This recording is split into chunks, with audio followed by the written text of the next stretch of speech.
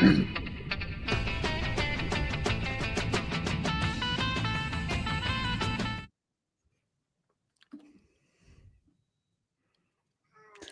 Warren. Yes? Why did the penguin cross the road? Because he was slipping on thin ice.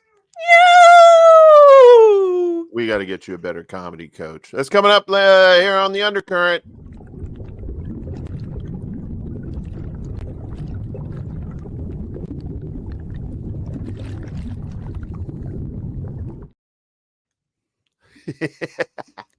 I'm sorry. I'm always a critic.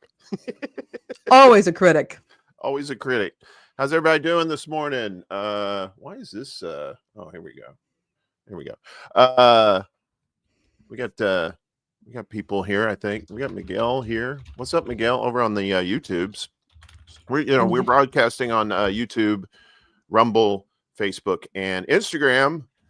Yes, on Instagram. And if you are watching on Instagram, as I always remind you, your comments do not pop up here in our StreamYard studio. I'll be checking out your comments so I can, acknowledge you at various times, but it won't happen as quickly as it does with folks who are watching on YouTube or Rumble or Facebook. Yeah, so just put your chill pants on. See, I can't do comedy either. I got to figure out we can't pop up the chat on the screen today, but we're monitoring the chats here to see what everybody's doing. So hopefully you're having a good day, everybody. It's Wednesday. This is show number 4. It is. Can you believe it? After all the preparation, and then in the end, you can prepare all you want with these things, but you just gotta dive on into the undercurrent and do them. I've literally done hundreds of live streams, and I still get nervous every single time. Oh yeah, every single. Because all this coffee doesn't help either. Well, yeah, I know, right? Well, fuckery's afoot when it comes to technology. So I never assume that everything's going to work. I always double check and everything. So because we want to make sure that you can hear us. That's the main thing I'm always worried about. And if my audio is too loud out there, guys, if you could let me know, I appreciate it. We're still kind of working that out. I don't have the same like compression and EQ on this mic as I do for my shows, because I like to keep it natural. You're a very natural man. I'm a terrible natural person. What have we got today? We got a lot. We got a lot. Yeah. So coming up in the catch of the day, talking about communities and their responses to these ICE agent intrusions into their communities, where Laney's going to give you the full meal deal on how these communities are taking care of their own. And that's and that's kind of a lesson for all of us. It's like we need to get to know our neighbors. We need community. We need to band together, because otherwise we're divided. Here comes ICE, here comes federal troops, and what are you gonna do? Are you gonna still do that? You still gonna put up with that? I wouldn't put up with that. So I'm also going to explain why, as much as I love local media, a lot of media can't really help in this situation. I'm going to explain why. There's some very good reasons why, and also why technology can't help. It's like Uncle Warren had said, we have to get to know our neighbors, and we're going to talk about why that is. But first, we got to get to the Riptide. Oh no! Ripping those headlines off for you. So let's get to it. Guess what, Gen Z? Uh-oh. Poor Gen Z. I wanted better for them. I wanted better for all these kids, and look what happened. Well, that's the way it's supposed to be, right? You're supposed to make the next generation have a better life than you did, right? And it seems like it's just the reverse. It's like, no, it's just getting worse. And as the oldest people start dying off, there's all kinds of like wealth hoarding and stuff like that going on that didn't happen that much in the past. So, but let's get to it. Gen Z credit scores plunge as the cost of living rises. For members of Generation Z, it's becoming harder and harder to maintain good credit. That age group saw the steepest drop in credit health this year, according to the New York Times report on Saturday, citing data from FICO's Credit Insights report. According to the report, Gen Z's average FICO score dropped to 676 compared to the national average of 715. 715, that's the national average? I thought it would be way lower than that, the way this economy is and people getting ravaged, you know. And around 14% of Gen Z borrowers saw their score fall by 50 points or more, the largest share in 5 years. The report said there are a few reasons for this decline, such as the resumption of student loan repayments, the rising cost of living, and less access to credit building offerings. And with credit cards harder to come by, many Gen Zers now rely on debit cards or buy now, pay later, BNPL, which typically don't help build a credit history. With fewer traditional ways to build credit, like home ownership, Gen Z is finding it harder to establish and maintain a strong credit profile. Ali Danzinger, an executive at career platform Ascent Up, told the New York Times. At the same time, the report noted America's big banks are focusing more on premium credit cards geared toward wealthier customers. Yeah, that's the trend. Everything trending towards the wealthy. New York Times also pointed to a recent USAA survey showing that close to half of Gen Z consumers don't entirely understand how credit scores operate, while 20% have never checked their score. That isn't to say members of this generation aren't concerned about their financial well-being. As noted here last month, while Gen Z is trying to save, it is also dealing with the reality of not being able to withstand financial shocks. Research by Payments, that's this site here, by Payments Intelligence, has shown that Gen Zers have an average of $5,948 of readily available cash or dollars in the bank or at home. That's compared to $8,594 on average for millennials and $9,313 for members of Gen X. I'd like to see some of that cash. Even among those who have savings on hand, 40% are very or extremely concerned about the damage a $2,000 expense would do to their existing cushion, according to Payments. A Gen Zer with a junior marketing job in Brooklyn will feel that pinch harder than one in Tulsa. Nearly 70% of Gen Z adults and 64% of millennials say rising prices are their biggest day-to-day challenge, compared with 39% of baby boomers. Most recently, Payments wrote about the use of side gigs by these consumers to supplement their incomes. While these part-time positions account for 43% of the average side hustler's total income, that figure climbs to 57% for Gen Z consumers and 76% for those earning less than $50,000 per year, turning what was once a cushion into a core source of liquidity, Payments wrote. So Gen Z, yeah, and we've been seeing this happen for decades. I mean, basically since the 80s. That's when the decline started, right? Because the boomers, when they were becoming young adults, the college was practically free. Your wages were almost on par with profits that the companies were making. I mean, you know, these were the days of people working somewhere 30, 40 years, getting the gold watch, getting the pension. And unless you have a union now, that ain't never going to happen. No, it isn't going to happen. And it was funny because I remember this was the thing with us Gen Xers back in the very early 90s.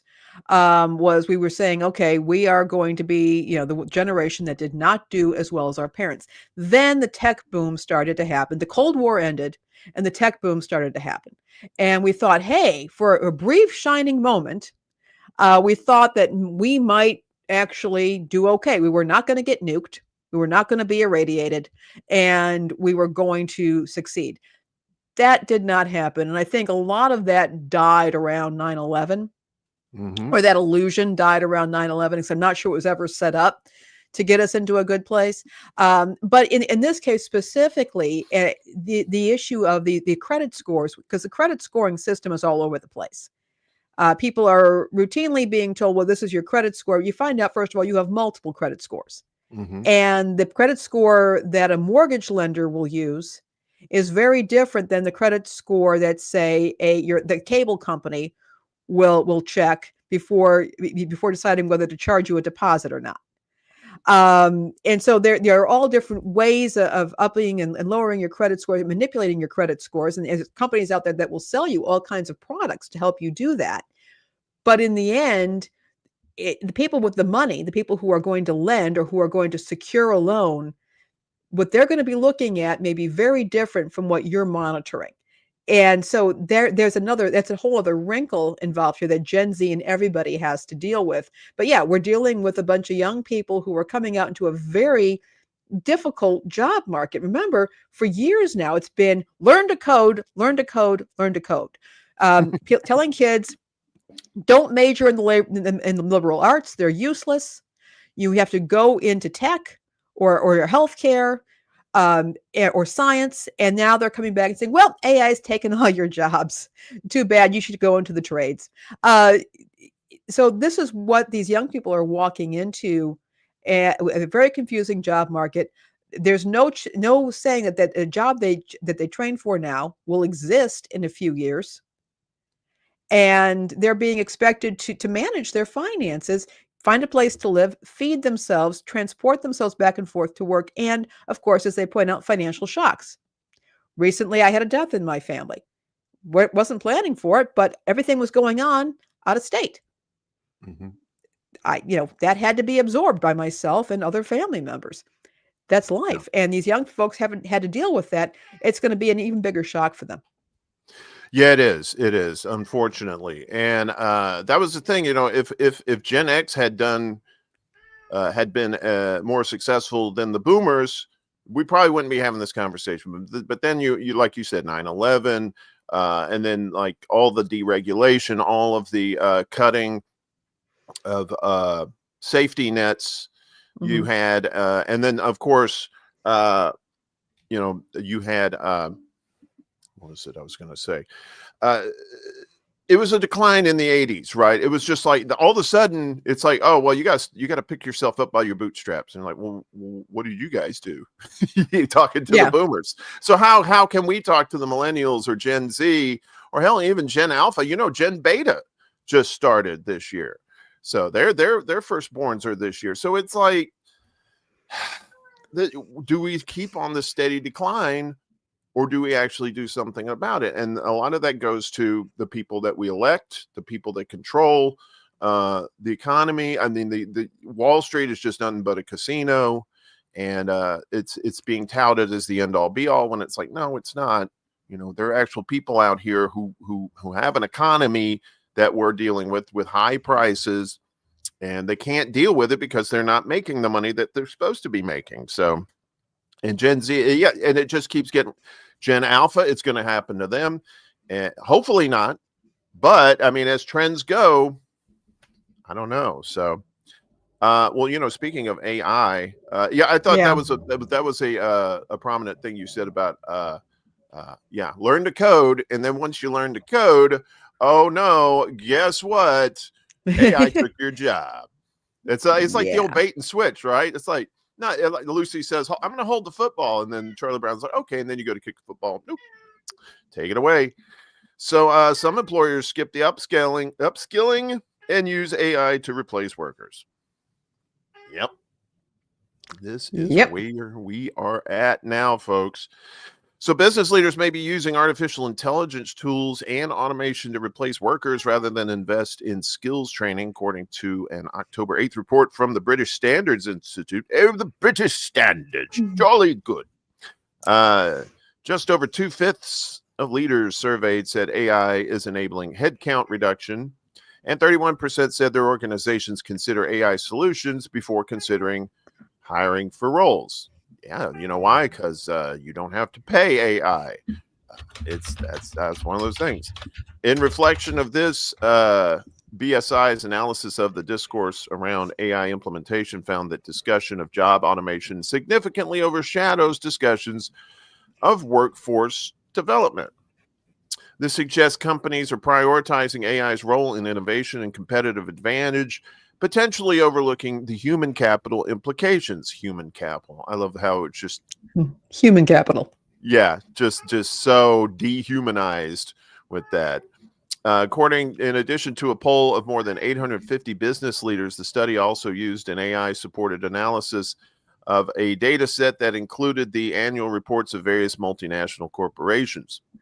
Entry-level jobs are particularly at risk, the study indicated, with a quarter of respondents saying AI could perform most of the work of an entry-level colleague. Which begs the question, like, if you don't train somebody off the bat, how are they going to advance in the company? They're not going to have that knowledge and skill. An AI is not going to be he's not going to be able to do some of the stuff, at least not right now, that an upper level manager can do. Well, there's something else here too to keep in mind with the training and the upskilling. The idea was, okay, you upskill, you have your loyal worker, you upskill them so that they can expand their skills, and move up in the company. But there's also a problem with that for employers, because when you train somebody, that worker may say, great, I've got new skills and there are other job opportunities open to me. I can make more, have better working conditions, and they toddle on off. And AI is not going to do that. No. So for some of these owners, hey, I'd rather train a bot that's going to stay right here, rather than a human being who, the ungrateful swine, may walk off if they get a better offer. And keep in mind also that a lot of small to medium-sized companies, and sometimes larger companies, but mostly it's small to medium-sized companies, they like to keep a good worker, right where they are, because that good worker, the one who does their job extremely well, they don't want them out of that position. Now, they're not going to pay them anymore to stay in that position, right. But they're not going to advance them either, because that person is doing what the company owner wants, and that is most profitable in that position. And they don't want to bother with training anybody else. That's why, and particularly recently, people have been changing jobs far more quickly, because they realize that they're not going to get anywhere with the companies that they're in. So AI represents an enormous opportunity for businesses globally, but as they chase greater productivity and efficiency, we must not lose sight of the fact that it is ultimately people who power the progress, because your AI is only as good as your local data center. Our research makes clear that the tension between making the most of AI and enabling a flourishing workforce is the defining challenge of our time. That was Susan Taylor Martin, CEO of BSI. Notably, small and medium-sized employers may become key players in upskilling, they said in the report. Fewer said AI is crucial to their growth compared to large companies, and only 30% of small and medium-sized employers have cut junior roles compared to half of larger firms. The implication is that small and medium-sized employers could become the backbone of skills development, providing greater opportunities for employment and training for Gen Z, the report said. So other reports have also pointed to the danger entry-level jobs and their holders may be in. For example, nearly 3 in 4 Gen Z respondents to a ZE report released in July said AI will reduce entry-level corporate jobs opportunities in the next 5 years, forcing workers to reevaluate what a safe career might look like. Conversely, entry-level job seekers may not be ready for their jobs due to a lack of soft skills, signaling further need for upskilling, according to the September report from General Assembly. So yeah, it's that's the thing. It's like you don't have if you're that's where you get your skills, right? I always make football analogies. It's like when you get a rookie coming into the National Football League. Yes, they may have some skills from college, but they need to learn what it's like to be in the pros. They ain't never going to learn if they're sitting on the sidelines the whole time. They got to get in the game and play, right? So, and that's the thing. If they're not in there getting those soft skills, getting that knowledge about the job, and if AI is doing all that, then that's gonna lead to really, really bad middle and upper management because of that lack of training like that. I remember I was a philosophy major when I went to university. And this was, and I started in 88. Yeah, I started in 88, and I graduated, I want to say in 92. Um, and we had a brochure. The philosophy department actually had a brochure. What good is a philosophy degree? Because we had so many parents who didn't want their kids getting this liberal arts degree that they saw as being useless. And there had been at that time studies that showed that people who had liberal arts degrees, including philosophy, what would happen is they would get hired into jobs at a lower pay rate than those who maybe had, say, a business degree or a more specific degree. But they showed that over a few years, the liberal arts graduates were actually making more money. And that was attributed to the fact that the liberal arts graduates were more trainable, that they had the thinking skills, the rhetorical skills, they had the writing skills, the communication skills. They were in classes where you were debating each other, so you had to learn the so-called soft skills of communicating effectively, listening to other viewpoints, pushing your point forward. Mm-hmm. All of these skills were proving to be critical in the workplace, even if these were not, even if you had a marketing job, for example. These skills were absolutely critical, and it did show that people with these liberal arts degrees were doing just fine getting out of there, getting out of university, getting into that entry level job, and they were able to get themselves into company culture, get themselves trained up, and moving forward. And as Chuck says, being from his vantage point out in space in his flying saucer, yeah, apprenticeships are the way to go. I'm sure that they apprentice all of his comrades up there when they're monitoring their little spaceships. And here on planet Earth, apprenticeships are another option. And we think of apprenticeships as being solely the purview of the trades, the build HVAC and construction, and that is true. But you can also do apprenticeships in other areas. Mm-hmm. And this is something that's available, and it needs to be a more robust system in the U.S. I'm all for getting a college education. I think last week we talked about, hey, get that associate's degree. If you can, because the associate's degree is a good foundation for anything. If you need to go back to school because you want to change careers, you've got your first 2 years taken care of. You can go and you don't have to take any of the general education requirements, and you can speed up your process. But yeah, apprenticeships need to be happening. But at this point, we've now got AI scanning resumes, and they're looking for very specific qualifications. Mm-hmm. And in some cases, they're for jobs that don't even exist. A lot of people find their jobs through people who they know. So again, we're putting young people or anybody who's re-entering the job market into a very bad spot at this point. And taking away upskilling within jobs is itself a major problem. And I think it's going to be bad for everybody. Well, I remember when I was in high school, or that you had co-op, right? What you would do is, you'd go to school half a day. Mm-hmm.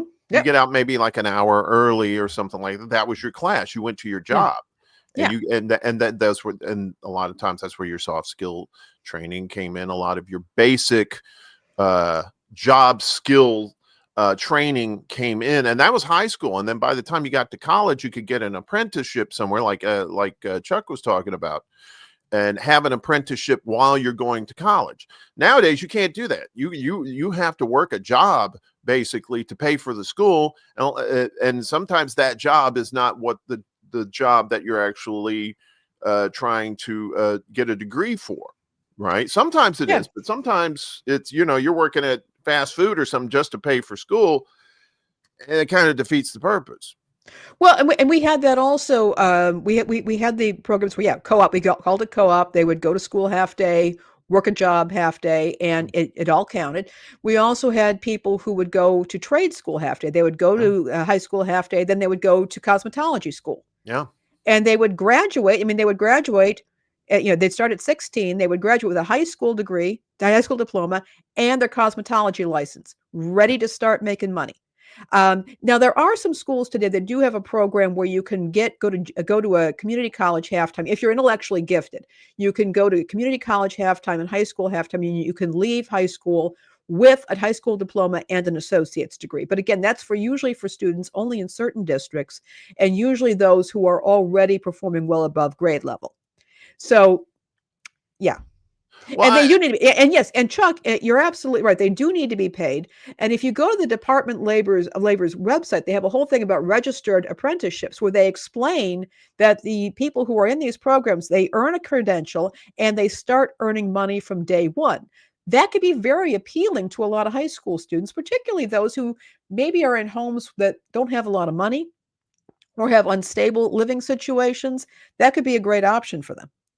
And and sometimes it doesn't necessarily have to be paid too. You may just have something where you're working a job in your field, maybe a couple of days a week, getting those skills. If you're getting paid, that's great. But if you're not, at least you're still getting that valuable information, and you're not really taking that much out of your school life. And that's the most important thing. While you're getting your education is the most important thing at that point, and getting that side that side experience like that in your field is almost as valuable as money. And in this day and age, yes, they should all be paid because everything's so expensive.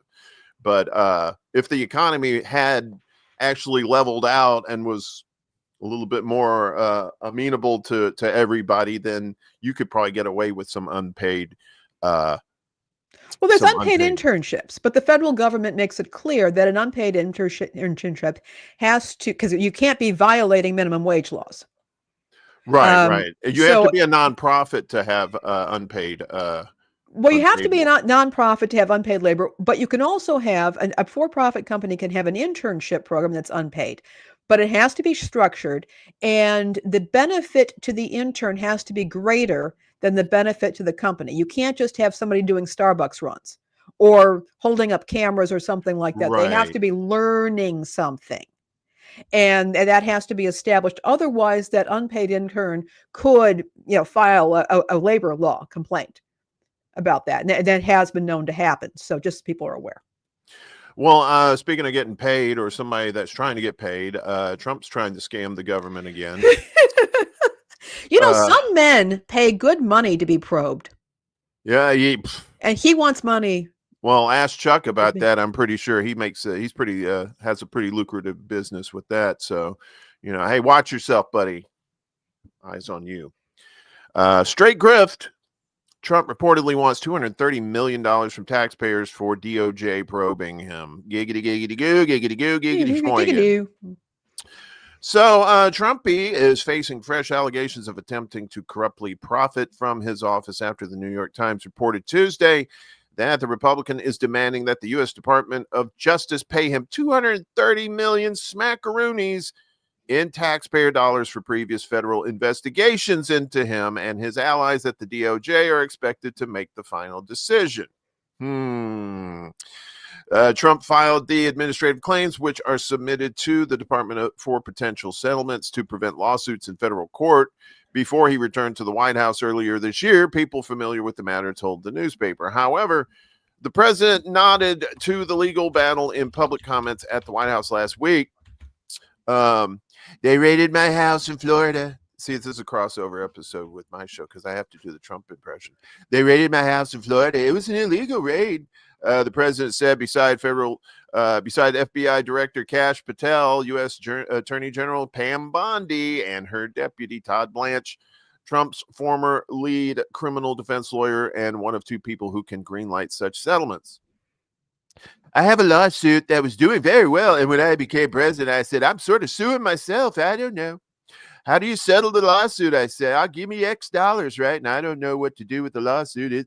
It's a great lawsuit, and it's the best lawsuit ever. It's the bestest ever. You'll never find another better lawsuit. It's a big, beautiful lawsuit. It's a big, beautiful, great lawsuit. Want more? And now I won, and it sort of looks bad. I'm suing myself, right? What a fucking clown. As the Times detailed yesterday, the first claim lodged in late 2023 seeks damages for a number of purported violations of his rights, including the FBI and special counsel investigation into Russian election tampering and possible connections to the 2016 Trump campaign, according to people familiar with the matter. They spoke on the condition of anonymity because the claim has not been made public. The second complaint, filed in the summer of last year, accuses the FBI of violating Trump's privacy by searching Mar-a-Lago, his club and residence in Florida, in 2022 for classified documents. It also accuses the Justice Department of malicious prosecution in charging him with mishandling sensitive records after he left office. In addition to the Deputy Attorney General, the head of the DOJ Civil Division can sign off on such settlements. That post is currently held by Stanley Woodard Jr.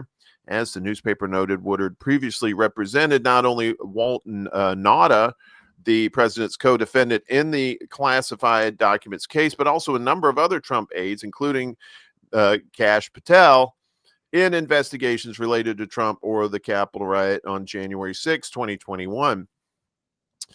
A White House representative referred questions to the DOJ, where spokesperson Chad Gilmartin said, in any circumstance, all officials at the Department of Justice follow the guidance of career ethics officials.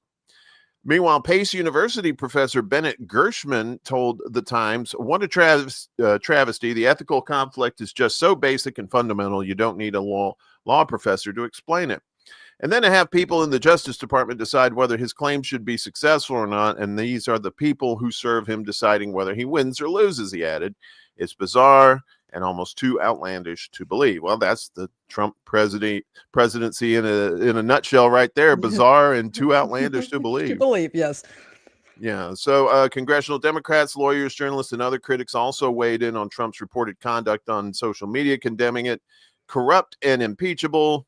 Oh God, don't impeach him again. You just make yourself look so stupid when you do that. It's the boy who cried wolf. You keep impeaching somebody, and then when he actually does something that is like super really impeachable, they won't do it. Straight grift, straight up extorting the Justice Department, eluding taxpayers. It's hard to think of an action more purely corrupt than a president ordering the executive branch to pay him hundreds of millions of dollars, said David French, the Times columnist and visiting professor of public policy at Lipscomb University. I cannot wait to read the MAGA defenses of this, and there will be many. They'll display Soviet levels of sycophancy. So People's Policy Project president, oh man, that was an alliteration right there. Matt Brunig said that suing the government is your personal capacity, suing the government in your personal capacity and then having the government which you run settle the lawsuit with you for money is the true infinite money trick. And maybe Trump knew that. Matthew Miller, the U.S. State Department spokesperson during the Biden administration, suggested that this would be the most corrupt act in presidential history. No complicated schemes, no outside actors, just a straight up looting of the taxpayers to put $230 million in Trump's pocket. Lisa Gilbert, co-president of the watchdog group Public Citizen, said, it's difficult for a president who spent the last 10 months behaving like a wannabe dictator and demonstrating his contempt for the law to surprise us. But Donald Trump has managed to do it today. Instead of being content with getting away with his lawless behavior, Trump is now brazenly demanding compensation from taxpayers for having the audacity to treat him like a public servant who can be held accountable for wrongdoing. There is no other way to put it. The authoritarian demagogue we call our president is drunk on power, and there is no amount of money that can satiate. Thank you. I don't have enough coffee. That's what it is. Satiate this grifter's appetite for hoarding wealth instead of using his presidency to serve the good of the country. This disgusting behavior must be called out and stopped. Indeed, it does. But, parades on Saturday ain't going to cut it. I'm just telling you. The reporting came on parades are for children and clowns. Yeah, and unless they're throwing candy, then they're really bad parades too. Don't go to a parade that doesn't have candy. That's just a little tip from me. The reporting came on day 21 of a federal government shutdown over congressional Republicans' refusal to reverse health care cuts expected to negatively impact tens of millions on Americans. Coming up later, we're going to be talking about that shutdown and how it's affecting people on Snap too. So stay tuned for that. Trump is now openly shaking down his own Justice Department for hundreds of millions of dollars to line his pockets, while claiming there's not enough money for Americans' health care, declared U.S. Senator Mark Warner. He has no shame. He is openly and boldly corrupt. Senator Andy Kim said, what does Trump need more of our money for? I guess it's good to be president when you can bully, intimidate, and shake down every institution in this country, including now the Department of Justice. This is what a mob boss looks like. So Democrats on the House Judiciary Committee were similarly critical, calling it the ultimate shutdown, shakedown. Ooh, I like that. Shut down, shake down. Kind of sounds like a 70s disco tune. Donald Trump, who's put more than $3 billion in his pocket since returning to the White House, now wants to have his lawyers at the DOJ to pay him $230 million in the middle of the GOP government shutdown, the panel members said. Yeah, that's a good question. Can they actually pay that out? If the government shut down, they can't pay out these other things. How could they pay that out, right? Let's see. Trying to be okay. While tens of millions of Americans desperately try to pay for groceries, health care, and child care, Trump is robbing America blind. This is exactly why the Constitution forbids presidents from taking any money from the government outside of his official salary. This is Donald Trump first, America last, the gangster state at work, billionaires shaking down the people. Representative Jamie Raskin, Democrat out of Maryland, the panel's ranking member and manager of Trump's historic second impeachment, is launching an investigation into the potential settlement, citing the Constitution's domestic emulance clause. Like the committee's Democrats, critics pointed to the various ways Trump and his family have cashed in on the presidency, from his Qatari jet to their cryptocurrency moves. Yeah, that jet, right? Former Labor Secretary Robert Reich concluded Tuesday that America's grifter-in-chief knows no bounds. That's true. So $230 million. Do you think he'll get it? I think it will get a lot of attention. Right. The claim. I mean, yeah, keep in mind, this is WWE time. I've been saying this for years. The kayfabe. Yeah. And basically, if they talk about whether it's a shoot or a work, and a work is part of the storyline. A shoot was something that happens that's not part of the storyline. However, the rule among old timers, the OGs in professional wrestling, is if it looks like it's a shoot, it's really a work. Mm-hmm. So yeah, I mean, I think that people just need to keep in mind, Donald Trump is in the Pro Wrestling Hall of Fame. Linda McMahon has held cabinet level positions in both of his administrations. I'm leaving you right there. Yeah. Isn't she currently the Secretary of Education? Yeah.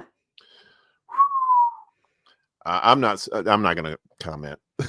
Yeah. I don't want to comment on somebody's intelligence being the Secretary of Education, but I think she's a good businesswoman. I mean, she's always been the business brains, behind what happened with the WWE. And sometimes you tend to wonder why the WWE, which was a regional promotion, not even recognized, its title was not even recognized by Pro Wrestling Illustrated until pretty far in the game as a legit world title. How they moved into this prominent position, and there's some discussion that could be had about that. Right on. Did you hear about this?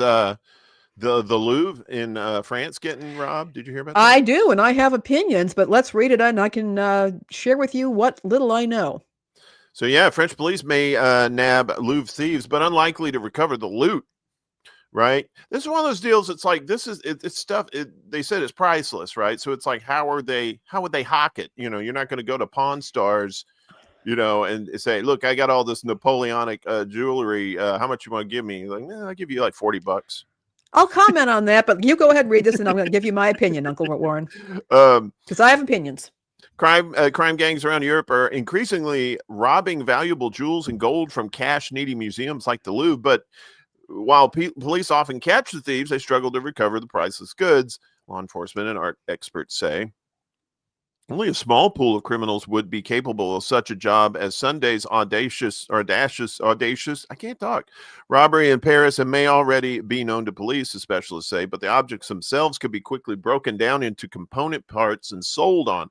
Oh man, they're going to take it to a chop shop? Oh no. Yeah, that It, could it, happen, but we'll talk about it. the jewelry chop shop. If I steal a Van Gogh, it's a Van Gogh. I can't dispose of it through any other channel than an illicit art market, said Mark Balcells, a Barcelona-based expert in crimes against cultural heritage. But when I am stealing jewelry, I can move it through an illicit market as precious stones. The brazen heist of crown jewels from the Louvre, the world's most visited museum, has been decried by some as a national humiliation and sparked security checks across France's multitude of cultural sites. If you target the Louvre, the most important museum in the world, and then get away with the French crown jewels, something was wrong with security, said art investigator Arthur Brand. Officials at the Louvre, home to artworks such as the Mona Lisa, had in fact already sounded the alarm about lack of investment. Too bad they didn't sound the alarm when the jewels were getting heisted. You know what I'm like? They're probably going to use those alarms about then. And at least 4 French museums have been robbed in the last 2 months, according to media reports. Yesterday, prosecutors said they had charged a Chinese-born woman for the theft of 6 gold nuggets worth about 1.5 million euros. That's about $1.75 million from Paris's Museum of Natural History last month. She was arrested in Barcelona trying to dispose of some melted gold, they said. Christopher Marinello, founder of Art Recovery International, which tracks stolen art, said museum heists were on the rise across Europe and further afield. He cited cases in the Netherlands, France, and Egypt. If you have jewels or gold in your collections, you need to be worried, Marinello said. So, who done it? Paris prosecutors have entrusted the investigation to a specialized Paris police unit known as the BRB. I guess they went somewhere and were thinking about coming back. So you get it, because which is used to dealing with high-profile robberies.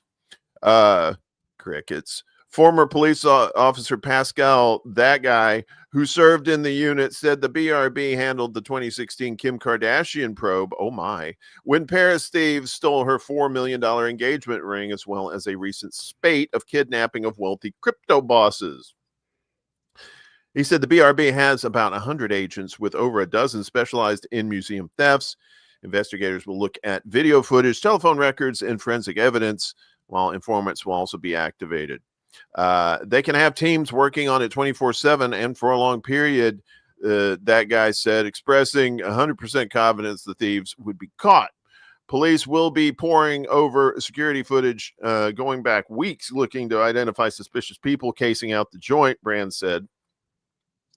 Corinne Chartrel, who previously worked at the French police's Central Office for the Fight Against Trafficking in Cultural Property, said the jewels could feasibly end up in a global diamond center like Antwerp, where there are probably people who aren't too concerned about the origin of the item. The diamonds could also be cut into smaller stones and the gold melted down, leaving buyers unaware of their provenance. If the thieves feel the net closing, they could chuck or destroy the loot altogether. Police are clearly in a race against time. Once they've been cut into smaller pieces, once they're cut into smaller pieces, the deed is done. It's over. We'll never see those pieces again intact, said Marinello. It's a very small percentage recovering stolen artworks. When it comes to jewelry, that percentage is even less. Any theory about the objects being ordered up by a mysterious buyer was laughable, said Brand. That's unheard of. He said you only see it in Hollywood movies. Unless you have like somebody just who's like a trillionaire or something and just wants it in their vast collection or something. Cultural authorities across Europe will be looking at how to better secure museums at a time of tight public finances. Wow, people stealing stuff with the economy in the toilet. Wow, that's you never hear about that. Brand said it was impossible to properly safeguard a museum, so the best thing was to slow down the time it takes to steal objects and escape, giving people longer to respond by making windows or display cases thicker or adding more doors. They know they have only 5-6 minutes to get away with it because after 6 minutes, the police show up. So if they go into a museum and they find out that it takes more than 6, 7, 8 minutes, they will not do it, he said. Finland's National Gallery Director General Kimmo Leva said financial realities meant tough decisions. A tightening everyday economy is naturally not the best basis for making the investments needed to mitigate potential threats. So, yeah, so you have, and from what I heard too, that the Napoleonic jewels were in an area where there was construction going on. So apparently the thieves dressed up like construction workers, because they were going. I saw some of the security video, and you see these guys. Mhm. They're all dressed up like construction workers, and then you see them Yeah. breaking stuff, and they went in like a minute or 2 minutes or something like that, maybe even less. Well, I can tell you this, particularly, I mean, people have pointed out museums can actually be very easy to steal from. In the U.S., I think we're used to seeing things. We have a lower trust society here, so I think we're used to seeing far more control over exhibits. I can tell you, like the British Museum, some years back, if you'll recall, there was Dr. John Dee. He was the original 007. He was a court astrologer and spy for Queen Elizabeth I. And he was doing these remarkable magical workings using wax tablets to invoke angels and that sort of thing. And one of his tablets was actually stolen right out of the British Museum. It wasn't under glass because, again, there's a higher trust society. People would come and look at it. Somebody walked in, swiped it, and is probably invoking angels at this very moment. But so this sort of thing does happen in museums. Happens over in Europe. As you pointed out, there was construction going on that offered an opportunity for these gorgeous court jewels, which were very much a part of France's of its history. In terms of what's happened to them or how they're going to be used, again, the issue is people have pointed out that with the price of silver and gold right now, you pull out the stones. Some of those precious stones, particularly the emeralds, they can be worth a lot. But it's that gold and that silver that could be worth a lot, and you can just take it out and sell it off, take it out for parts. The other possibility, and this is just another thing, is that if you have an extremely wealthy person who has a huge compound on which they live, and they have the friends who are of the same sensibilities, they might take this and display it proudly. There could be a home somewhere, an estate somewhere where there are, paintings that have been stolen, where objets d'art are around. Everybody knows it's all stolen, and nobody cares because they're at that level. So there is that possibility as well. I think the more obvious thing is that they can take if it is a criminal gang, maybe a cartel or something like that, they need the cash. They can just go in and unfortunately take apart these gorgeous pieces, and they're absolutely gorgeous. I mean, I love looking at that old jewelry. I don't know, maybe you're not into it, Uncle Warren, but I do. I mean, I really get a kick out of seeing On that stuff. occasion, The craftsmanship is just incredible. when I'm feeling fancy, sometimes I want It's to fun to feel look at. pretty. Yeah. Well, and that's the thing. It's like how many of these jewel thieves know like super wealthy people to do that? So the more obvious thing is, as a whole, you can't sell it. So it's yes, it's priceless, but it's also worthless, right? Well, it's worthless to the wrong jewel. I mean, it's worthless to it's worthless to the person who does not have the contacts. But you're Right, that's going what to I'm have talking some about. super wealthy people, and I'm not even talking about movie stars here. I'm talking about people whose wealth is far beyond Right.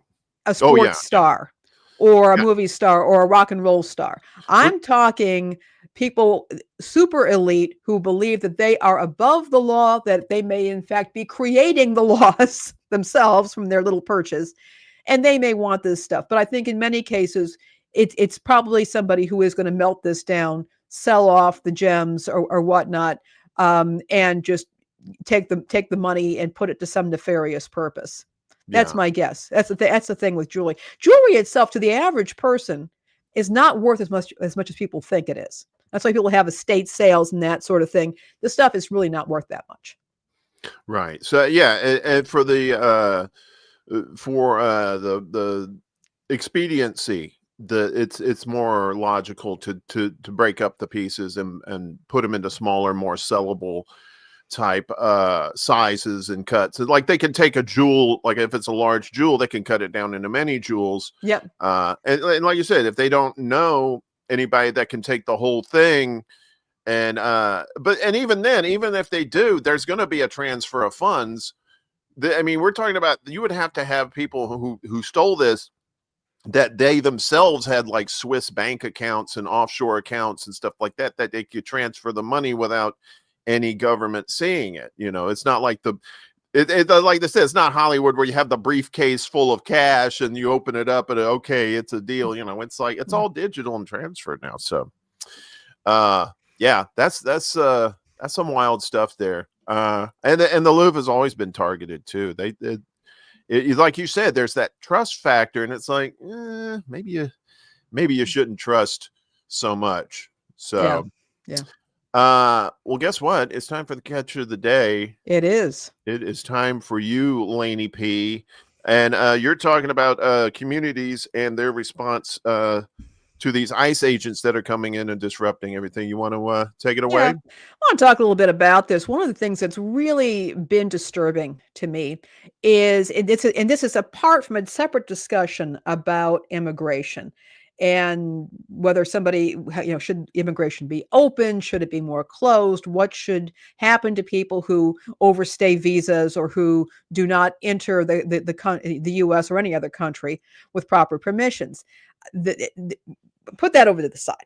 I want to talk about the behavior of this weaponized police force, as best way I can put it, and how they're interacting within these communities. We have communities where you have governors and mayors and civic leaders who are saying, please do not send ICE in here. We're going, please don't do this. They're saying we're sending them in anyways, and we're going to maybe reinforce them with the National Guard. But we've got a situation where these ICE agents, they're covering their faces. They're not wearing badges, which is not normal law enforcement procedure. You have a right to know who's apprehending you and for what reason. They're not showing warrants. In some cases, they're plain clothes.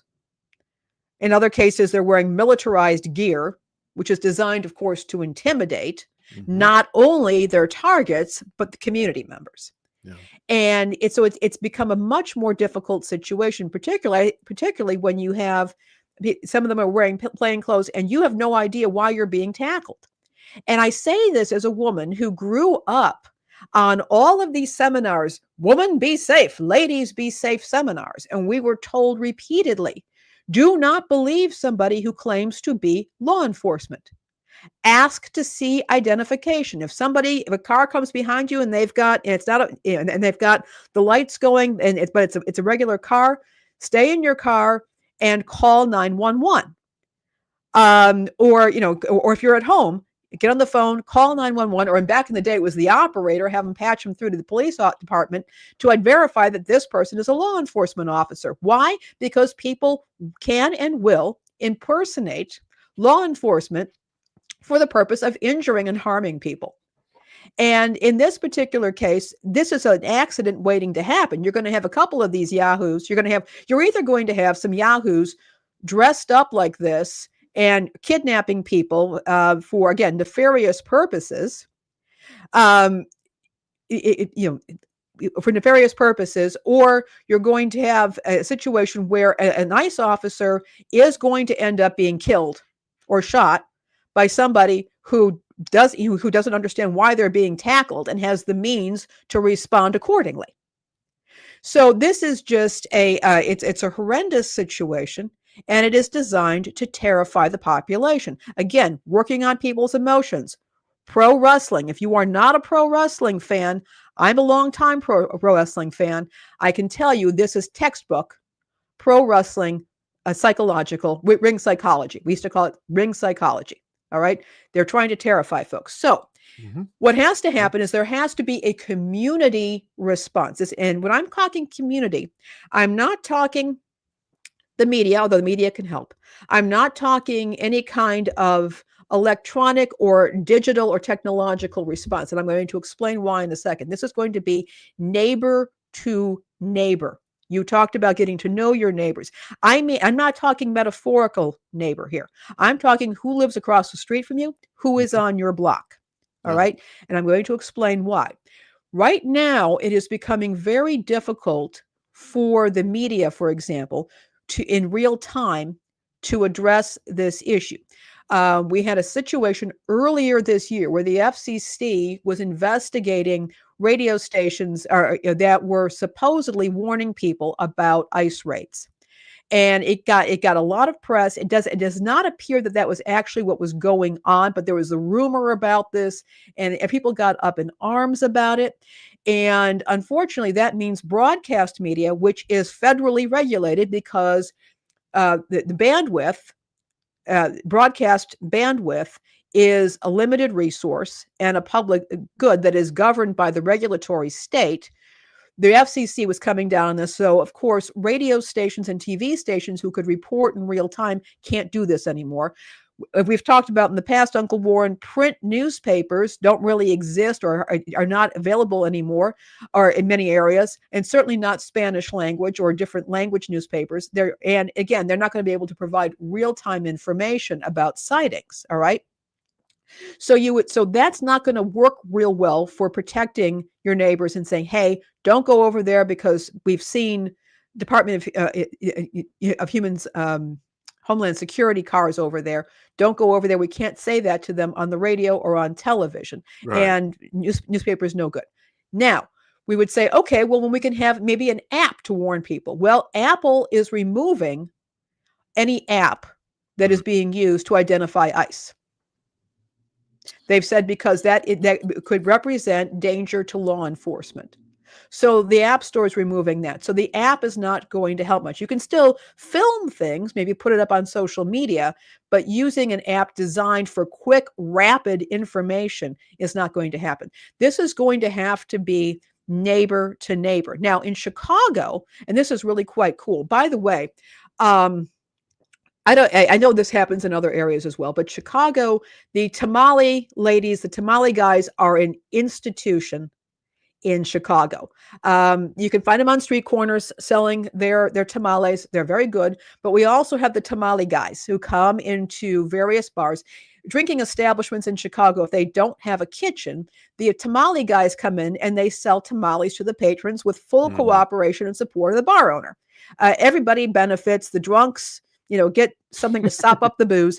Yeah. You have any leftover, they sell them in a big sack with the napkins and they give you little containers of salsa. You get your choice. And if you have any leftover, you have them for breakfast. They're wonderful. But what's happening is cyclists in Chicago are organizing to cycle by the tamale carts, buy up all the tamales so these folks can go home. Yeah. They're getting their money. People get nummy tamales. But these folks can stay home. Really, right now, what is happening is people are staying home. But that means people can't get to work. They can't get medical care. They cannot necessarily check in on family and friends. Kids may not be going to school. So this is where we need to be talking to neighbors, and we need to be saying, okay, what can we do? Can we go shopping for you? Yeah. Can we, are there people who are educators who are able to be at home and able to provide tutoring and instructions? Are the local schools willing to allow these students to attend remotely? Because we have the technology for that we got during the COVID lockdowns. That's a possibility as well. If you have neighbors that you're concerned about, you have a backyard, you have a living room. Can they maybe kind of cross on over and join you for a barbecue and get out about and just socialize with you privately? A lot of people have lost the art of hosting, but some of us still have it. I'm not good at it, but well, I'm still learning. But we've got Chuck over here. We've got Nightstar. We got myself. We know how to host. And again, this is when you have your neighbors over, have them over for a meal and talk to them and say, what can we do to help you at this time? Because we keep in mind that a lot of the immigrants in this country work jobs where they have to be physically present. Mm-hmm. Yeah. And so again, this is absolutely critical. Also, I've put into the show notes on our Substack, or I will be putting them in there. Code Pink has a. If you look up, if you Google Code Pink, ICE, you will get a whole website full of information, practical things that you can do to ensure that to keep people safe. That people can do to keep themselves safe, and that you can do to help keep your neighbors safe at this time. What we're seeing is a massive, massive government overreach into a very complex problem. Keep in mind that when you'll notice that when we have these talks about so-called illegal aliens, and that is what the Department of Homeland Security is now calling them, there's never a discussion of who profits from this unregulated labor market. We're not seeing them going after the businesses that take advantage of these folks. We're not seeing them going after the traffickers who bring these folks in and have them working, 12, 14, 16-hour days, cleaning houses, working day labor, or delivering DoorDash, or whatever the case may be, taking money from them to rent them bikes or to rent them a room or a bed in an overcrowded apartment. There's a whole economy that people are profiting from these folks. We don't see them going after the people who are profiting from their labor. We're seeing the attacks on the individuals because they're a very vulnerable population. And the fact that U.S. citizens are willing to tolerate masked law enforcement, gun-toting law enforcement, who will not even give their names, who are not showing warrants, who are throwing smoke grenades at Presbyterian ministers. Mm-hmm. And we're willing to tolerate all of this because we have been conditioned to hate a segment of people largely on the basis of skin color. And also regarding, because we've fallen into the trap of resenting those who we think are getting something that we ourselves don't have, that we should be getting, and we're not getting. And we're being told that this group of people are getting all of these benefits, say free health care. That's the latest bugaboo with this whole government shutdown. And we're resenting them instead of the people who put us all in this position. So I would absolutely urge you at this time to forget looking at technology, forget looking at the media, contact mutual aid groups in your area, and get to know your neighbors, what you're going to tolerate, what you're not going to tolerate. You have to decide. You have to decide that now. You're absolutely right. And this all boils down to fear, right? Fear is the root of hate, right? So when you make your population scared, they're more easily to control. Especially if you're the one causing the fear, but making it look like somebody else is causing the fear, and then all of a sudden you're the savior that comes in and says, say, oh, well, we'll save you from these evil people that really aren't evil at all. It's the fact that you're the evil one that's controlling them with the fear. And you mentioned the apps too. The social media platforms are getting in on that too. I did a report on Morning Extra about how Meta erased an 80,000 member community chat that was reporting ICE members in their area, and Facebook said, "Boop, none for you." And so that's the one thing that Trump does. He gins up fear among people, and fear and the hatred that stokes even more fear. It's like a vicious cycle between the two. And meanwhile, while all of this is going on, while we're all distracted, hating each other and fearing, wondering oh no, these illegals, they're going to come into my house and kill me and do God knows what else. They're getting away with actual crimes in the government. I mean, when you were a kid, you saw like apocalyptic kind of sci-fi movies where you saw troops on the streets of American cities, right? And you thought, man, that's so dystopian. that could never happen here. And 40 years later, here we are. So yeah, that's and you're right. We have to get to know our neighbors. Yeah. And And they I mean don't your want us to. actual neighbors. Yeah, your actual physical neighbors. Yeah. And Yeah. and they don't, and people don't want to see that. They only want to see you getting along with your neighbors if you're all of one mindset and you're doing what the powers that be want you to do. And you know, I'm not down for that. I kind of do my own thing, as a lot of you know. So that's why I'm not Well, very yeah, but here's one popular. more thing I want to say. Okay. There are a lot, and if you think that this is not going to impact you, first of all, there's this thing called precedent in case law. And if it is okay for, people for mass people who don't have warrants and who are not willing to identify themselves, to arrest, to seize people, to violently seize them and take them away.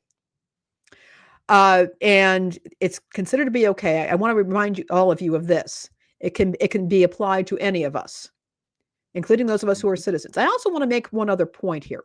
There are a lot of people who are not U.S. citizens, Uncle Warren, that look and talk exactly like you and me. They came here when they were very young. Europeans, Brits, Australians, whatever, came here when they were infants or when they were very young. For some reason, they never got citizenship.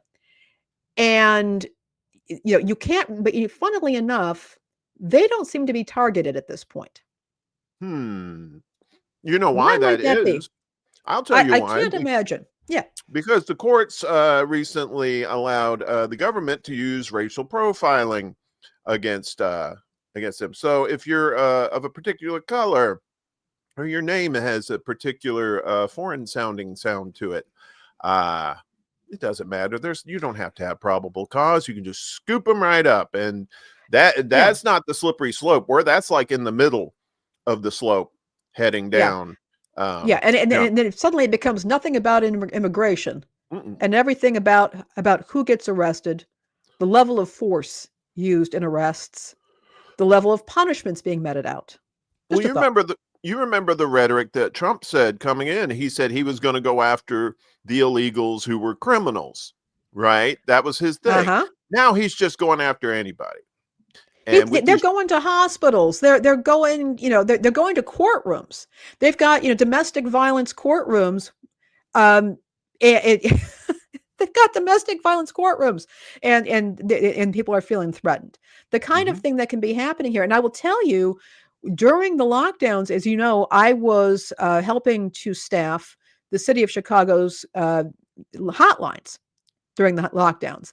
And there were instances where, yes, there were people who were dealing with domestic violence who could not make use of regular resources because of this kind of fear. And they were afraid to make use of those resources because they were afraid of ICE picking them up and then put into a detention center where, heaven help them, what they would be exposed to there. So just a thought. Yeah. I mean, and even people who are going through the legal process of becoming a citizen, they're nabbing them at the immigration offices. It's just they're doing what they're supposed to do, and they're getting nabbed. I personally, I know of somebody who's here very legally, has all their papers, but has pretty much got off social media because of serious concerns about what could happen to him. Well, and also if you talk about a certain country that rhymes with Bizreal, you can get deported too. And we've seen that happen. We've seen students getting their visas revoked because of that. Yeah. And we have to get together physically to with our neighbors in the same room, talking about ideas. I noticed there was a person in here earlier, Eli, who was mentioning something about let's defend illegals whom we have no idea who they are. I mean, that's just kind of a ridiculous statement. I'm not trying to make fun of this person, but let's defend people whom we have no idea who they are. But at the same time, and then Nahilo says, well, why go after people that we don't know what they're about, right? It's 601 half a dozen. How about we have due process? Yeah, again? so What due happened to? process and basic protections. If you are arresting somebody, your name and your badge number. Yeah, Who yeah, is this person? By right. what authority? Yeah, and take off those masks. Take off those By masks. what authority? And again, if I'm sitting there like this, I'm unarmed or not doing anything. I want to verify who you are. That is what I was told by police officers at these little Women Be Safe seminars. Mm-hmm. There it Yeah, is. yeah, and even when you do that, Yeah. all right, there's there's a. I saw a story yesterday of these kids were watching their mother get kicked by ICE, and she'd done nothing wrong. Right? Now they're just going nuts out there. So they're just so drunk on power. They have $170 billion budget. That's like, I think they said it was like, if you put it up against defense budgets around the world, it was like the 13th largest. Just bigger than like some other countries, big countries that do that. It's insane why that is. So we have to stay diligent, folks, and we have to stay open-minded about stuff too. But at the same time, be skeptical, because as I always say, fuckery's afoot. Yeah. Thank you for that, Lainey. That's some good stuff. You know, we got other news stories that we need to talk about. We do. And these are ones that we've been talking about before. And of course, we have to update these. And this one particularly worries me the most, Lainey, is what's going on with SNAP. Right? Yeah. Yeah. So states warn that SNAP payments will end, not delayed, end. Funding, this is from Supermarket News.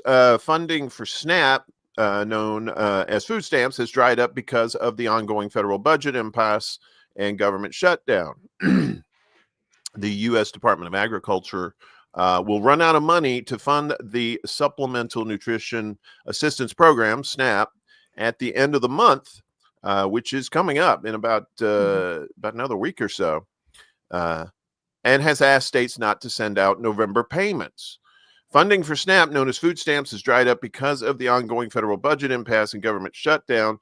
The program supplies 42 million low-income people across the country with financial assistance for grocery purchases. Several states have issued warnings to SNAP recipients that their November benefits will not be paid until the shutdown ends. So the Pennsylvania Department of Human Services, for example, on Friday posted a notice stating that November SNAP benefits will not be issued until federal funds are released to the state, because Republicans in Washington, D.C. failed to pass a federal budget, causing the federal government shutdown. November 2025 SNAP benefits cannot be paid, the Pennsylvania DHS said in the notice on its website. The Illinois Department of Human Services also laid the blame for the potential cutoff of SNAP payments, which total about $350 million per month for 1.9 million Illinois residents, at the feet of Republican legislators and the Trump administration. SNAP customers will not have access to any new food benefits starting on November 1st unless the Trump administration and congressional Republicans reopen the government, the Illinois DHS said on its website. The Texas Department of Health and Human Services also posted a notice on its website stating that November SNAP benefits would not be paid out if the federal government shutdown continues past October 27th. Brooke Rollins, secretary of the USDA, pinned the blame on Democratic legislators. There we go. The old he said, she said kind of thing. In a press conference with the reporters on Friday, saying that they are prioritizing health care for illegal aliens and other issues. Jesus Christ. An important role of the government is to provide the safety net for those with the least among us, she said. We're going to run out of money in 2 weeks, so you're talking about millions upon millions of vulnerable families, of hungry families that are not going to have access to these programs because of this shutdown. Yeah, like you actually gave a shit about hungry people before this. Democrats in Congress have refused to support the Republicans' proposed federal budget because it eliminates funding for health insurance plans offered under the Affordable Care Act. The USDA could tap into a $6 billion contingency fund to make partial SNAP benefits payments for November, according to reports. That would be short of the $8 billion needed, however. The Trump administration previously had diverted funds from tariff revenues to support the Women, Infants, and Children, that's WIC, nutrition assistance program during the shutdown, but it has not indicated it is willing to continue funding the SNAP program. Separately, SNAP payments could soon be reduced for many states because of new requirements that states meet a 6% threshold for error rates beginning in November. Only a handful of those states currently meet that benchmark, according to reports. So, and this is a huge situation right here. 1.9 million people. Well, no, how many did they say? 42 million low-income people across the country depend on SNAP, and and food ain't cheap. Food ain't cheap, and yeah. Uncle Warren, you mentioned the source of this, and I want to make it clear that this report did not come from some left-wing blog or news source. It comes from Supermarket News, which is a trade publication for the supermarket, the grocery trade, the grocery industry, because one of the reasons why the USDA, and by the way, the USDA administers the food stamp program. It's not Health and Human Services. It's the USDA. Because when it originally started, they wanted to support American farmers by getting people to, making sure people had food from American farmers. It's kind of gone past that at this point. But a lot of the grocery industry gets a lot of money from these benefits. And particularly a lot of independent grocers could be hit very badly by this, particularly in November. Think about what happens in November.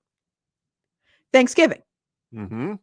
And then we've got the holiday, and then we've got the other the winter holidays that are coming up: Christmas, Kwanzaa, Hanukkah, however you want to put it. But the point is that you're going to, if this continues, and there's not going to be the money to afford the holiday purchases that these stores are counting on, we could see the problem of food deserts getting worse, possible increase in prices as the grocery stores are trying to keep themselves afloat. Mm-hmm. At this time, this could have cascading effects. And remember, also, when they have shutdowns in these programs, it can be harder for people to get problems straightened out because they're not going to be getting the federal help to get problems straightened out. It can take weeks to get these benefits, or not, if not months, to get benefits straightened out. This has cascading effects.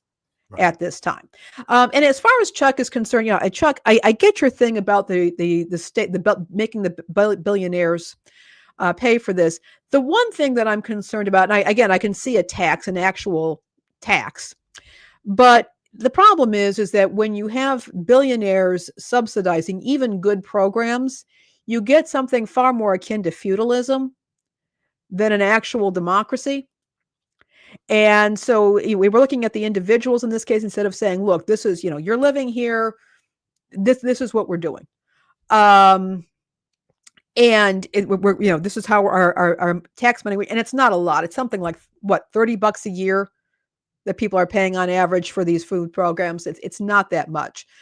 You've got a problem with that. So I don't know what's going to happen if those benefits don't get paid in November, which is probably the worst month to have this happen. Also, keep in mind, Uncle Warren, we're going into cold weather season. Yeah. I was about which to is say when November, people are going to be getting those heating subsidies. When we have the heating subsidies programs, we'll have to check on that to see where their funding is. But then people are going to be having to make choices between paying for heat and buying food. And also keep in mind the food pantries. They've got their own set of problems because if they have people who are either who are immigrants or are perceived to be immigrants, and we've already discussed how that happens, they may not be willing to stand in line. And this is where the food pantries, houses of worship, that sort of thing, need to be talking to get volunteers who are willing to do deliveries. But again, this is really going to be a situation. If this actually, if we step off this cliff, this is the problem we're going to be having. Yeah, I think CoStar said it best. He said, "Welfare, social services are economic stabilizers." Yeah, because it Yeah. goes right back into the economy. It goes right back. It goes right back into the economy. It goes right back into these grocery stores, not just the giant supermarkets, but your local corner markets and stuff that Yeah. also take EBT, will take SNAP, Yeah. and and it's going to hurt them too, because a lot of those, like this, especially like the smaller grocers and stuff like that, kind of rely on the people with the SNAP benefits coming Yeah. in. So we'll keep an eye on this, and we'll update you as as this story progresses. And basically, I guess we'll check in November and see how people are doing, who are on SNAP benefits, and see what effect this is having. But let's turn to the weather. Let's go to Chuck. Hey, Chuck, what's the forecast for today? No, let's take a look here at what's going on with the National Weather Service, and as Heartland EMAs continue reliance on the National Weather Service despite government shutdown. So, and this is out of KFVS at Cape Girardeau. 47 degrees in Cape Girardeau today. So the ongoing government shutdown is one of the longest in U.S. history. Now in its 20th day, only 2 other shutdowns have lasted longer. On Monday, the Senate voted on the Republican-backed plan to reopen the government, but once again, the proposal failed to get the 60 votes required to pass as Democrats push for an extension of health care tax credits. Now, I was talking about, I think that's you have to have 60 votes. I don't know if that's a filibuster or if that's to break a filibuster. I'm not quite sure, because I've heard John Fetterman, senator out of Pennsylvania, Lurch, who is siding with the Republicans to get rid of the filibuster. But that's a story for another day. I'm not sure if that pertains to this or not. But meanwhile, as the shutdown continues, thousands of federal employees are going to work every day not knowing when they will see another payday. The National Weather Service in Paducah was on hand, keeping folks safe and tracking the latest storm information on October 18th, all without knowing when they will get their next paycheck. The National Weather Service told Heartland News they are down 1 forecaster and a couple other employees, but are still ready and on deck for whenever severe weather decides to strike. A staff member said it is a public safety issue, and the National Weather Service will stay staffed and operational even without employees getting paid due to the shutdown. Orville Rowe is the director of the Emergency Management Agency for Jackson County. That's Jackson County, Illinois. He said without being in constant contact with the National Weather Service, it would be nearly impossible to prepare for severe storms and keep folks out of harm's way. Their service to us is substantial, especially with severe weather season. We had severe weather on Saturday evening that came through. He said, I reached out to them. We are going through the National Weather Service chat. That's their online chat function. They're connected to managers of each county. Having that connection without them, it would be a huge, huge loss for us. Just today, the NWS staff in Paducah showed their dedication by holding the weekly weather briefing for county emergency responders, even though they were not getting paid. So, and that's what you're seeing. A lot of these, must have, you must be at work kind of situations, and people not getting paid, saying, okay, well, eventually they'll get paid and then they'll get reimbursed for the pay that they missed, kind of thing. But still, in the meantime, they have to go to a food bank, which is already being. Yeah, and they can't get food stamps. They can't get SNAP because, well, yeah. So, and as despite what anybody thinks about like climate change, you may say, oh, well, it's natural, oh, it's man-made, whatever. The climate's changing.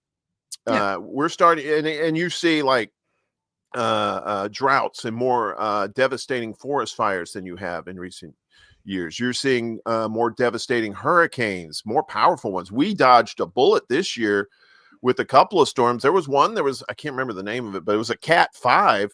But fortunately, it was far enough out in the Atlantic that all it did was, cause some high surf along the East Coast. But if that thing had gone on land, and there's already this thing with FEMA where Kristi Noem says, you don't get to send out payments, FEMA payments to anybody unless you run it by me first. And I believe the last hurricane that went through like Georgia and North Carolina, those people were waiting and waiting and waiting for funding. So it was like FEMA was bad already before then, and now it's just even worse. And now the National Weather Service, that thank goodness for these people that are staying on board to help people like that. That just tells you they're better people because of that than some people would be in that situation. It's absolutely critical for we to have these experts. We need for example, we need the National Weather Service and their expertise. For one thing, they run the weather radio band, which has an actual tone service that can cause a weather alert radio to go off like a smoke alarm or a carbon monoxide detector to let you know if something's happening. So the National Weather Service is actually absolutely critical at this time, and it's a real concern when you don't have the emergency management people, because they're the ones who are monitoring. They're the ones that are working with the Red Cross and the Salvation Army and local organizations to have shelters and to provide food and information to people who are trying to get insurance payment processed. It's very, very critical. What I want to point out, and this is where it gets kind of interesting, it goes back to something that you were talking about yesterday, Uncle Warren, with Amazon servers going down. Mm-hmm. Remember all that? Yeah. So back in 2021, I reported on Civically Minded about what was going on with the Amazon warehouse, where there was a horrible tornadoes that were going through, and the Amazon warehouse workers who were killed because they weren't allowed to keep their phones and notifications on them, and they were not properly. They didn't have a room. There are safe rooms that you can get for not a lot of money that would have kept them safe. They didn't have any of that. But one of the things that was also came up at that time was that the National Weather Service had had a chat room, and it was a chat room for professionals, journalists, meteorologists, various emergency management, disaster management professionals, where they could talk during these disasters. They could talk to each other, give each other information, and it was a real-time information opportunity for them. They were running on a 15-year-old, I want to say it was a Microsoft chat room that kept collapsing. And when those tornadoes were coming through, it collapsed, and they set up an ad hoc chat room on Slack, which is a private company that was being run on AWS, Amazon's servers. And okay, I understand. They had to communicate, but it made me very nervous to know that they were on a private organization's servers, which has a habit of going down. And that was a real concern. Well, I was doing some research yesterday on this, and come to find out that the National Weather Service's chat room is now officially hosted on Slack, which is still on AWS. Yeah. And what kind of and when it went down the last couple of days, thank goodness there hasn't been any severe weather, at least in the United States, that could have impeded getting the information out. And you mentioned meteorologists too, and I worked in TV down south, and I worked with a lot of meteorologists. Weather was kind of like my I always liked the storm chasers. I was like, man, these people are crazy. But I always hung out with the meteorologists and like saw how they did their thing. And yes, I mean, without the National Weather Service, some people think, oh well, the weatherman knows that they just predict, and if they get wrong, they still get paid stuff. They joke about that. And it's like, well, they're not. They rely on the National Weather Service for their information that they can pass along to you. Right. So they can have their tracking models that they have this data that comes from the National Weather Service into their own television, computer programs that run all their graphics and stuff. And without that, we're back to putting magnets, like from the 60s and 70s, the weathermen had magnets with the H and the L and the temperatures on there. And a lot of times they had the National Weather Service, but it's not as sophisticated and tied to a cloud like AWS as it is now. And that's what makes it even more scary. So God forbid if we get like some sort of huge, massive hurricane and all of a sudden the cloud goes down, it's scary stuff. So, as let's move on here to, when you're listening to weather and stuff, you're usually listening to it on radio too, right? Yeah. And what if you're in a Tesla and you want to, you're going someplace and you want to know if there's bad weather in the area, or if there is bad weather, where is it going, right? And if you're in a Tesla, you're not going to know that, because after AM cuts, Tesla dropping FM radio from entry-level models. So after removing AM radio from its electric vehicles, Tesla is now taking the next step in its quiet retreat from broadcast, eliminating FM radio altogether from its newest entry-level models, even as lawmakers in Washington push to keep AM tuners mandatory. Sorry, we have somebody blowing the leaves out there. So I'll try to talk loud. The automaker's new Model 3 standard and Model Y standard trims have officially launched without a FM radio capability. That's according to Motor Trend, relying entirely on streaming and internet-based audio program. Oh, look, another cloud. Another cloud. Shut it. I'm trying to do the news, lad. I find that if you yell at them in Scottish, it tends to be a little more powerful. Tesla's move makes it the first mainstream auto brand. And look, and he's going away too. See, it works. To cut out over-the-air radio entirely after phasing out the AM band starting in 2020. The timing is striking, considering Congress's current bid to pass the AM Radio for Every Vehicle Act, a bipartisan bill that would require automakers to keep AM radio tuners in all new vehicles as a safety feature at no additional cost. The bill, championed by lawmakers including Ed Markey and Ted Cruz, those senators have received vocal support from broadcasters, emergency managers, and first responders who argue that AM remains essential for public safety and emergency communication.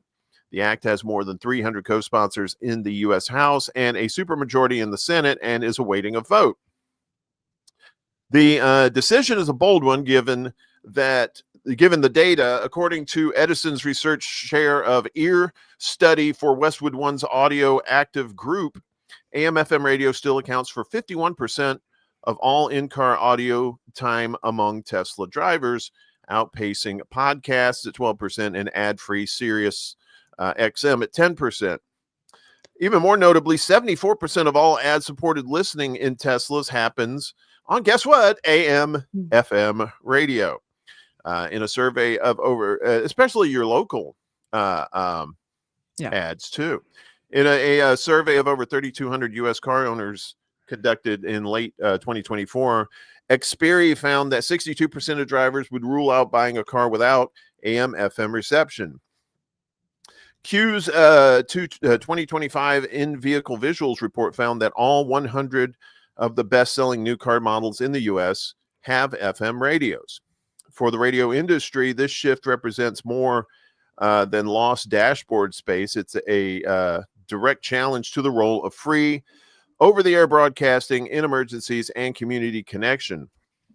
Edison's data shows that AM/FM listening in cars among adults 25 to 54 has returned to pre-pandemic levels, climbing back to 51% in Q2 of this year after falling to 38% in 2022. Earlier this year, startup automaker Slate Auto announced that its upcoming minimalist EV would include neither AM nor FM radio. Tisk, shame on you. Slate's leadership framed the decision as part of a philosophy to remove everything that isn't a car, leaving buyers to add audio accessories like Bluetooth speakers or phone mounts as optional extras. Radio is as much a part of a car as a heart is a part of a human being. I'm sorry. Radios have been in cars for almost as long as radios have been and cars together have been around. because everybody likes rocking out to a tune while you're driving. Come on. As automakers continue stripping traditional radio from electric vehicles, Tesla's influence could accelerate the trend and raise new questions about whether federal protections will need to expand beyond AM to safeguard all broadcast access in the connected car era. So, yeah, and this kind of goes back to what we were talking about with the National Weather Service, right? Uh-huh. You know, if everything's going cloud-based, if you got to get all your radio off of cell towers that will go down in bad weather, then you're going to be screwed, right? Yeah, exactly. And you're going to be screwed. And the local weather, your local meteorologist is going, or your local your local DJ, and there's a level of trust, particularly in emergency situations where people are already stressed. If they have that familiarity, you know all about this, Uncle Warren. Mm-hmm. You have this level of trust.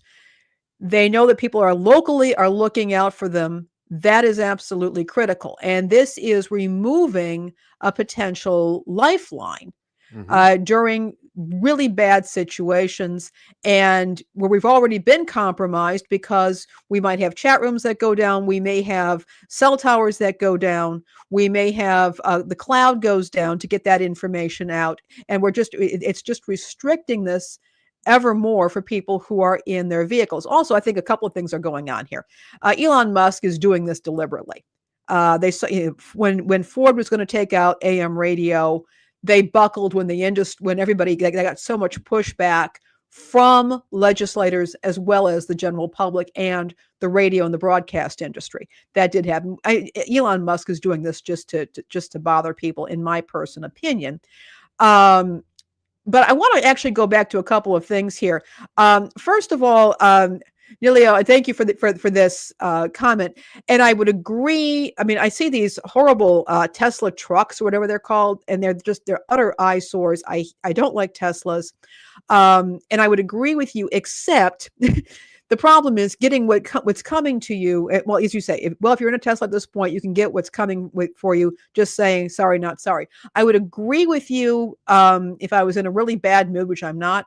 But what I would say is that an uninformed driver in a time of some kind of disaster or crisis is a danger to not only themselves, but to others around them.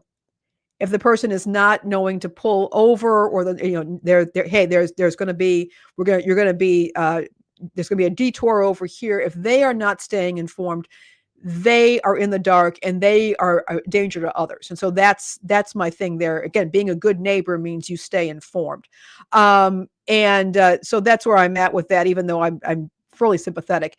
Again, Bila, you're absolutely right. This is what I've been saying about radio for a long time. This is a broader thing, not so much, does not have the disaster impact here, but they can't track what you're listening to over the airwaves. There's not a cookie that's chasing you all over your device, over your computer.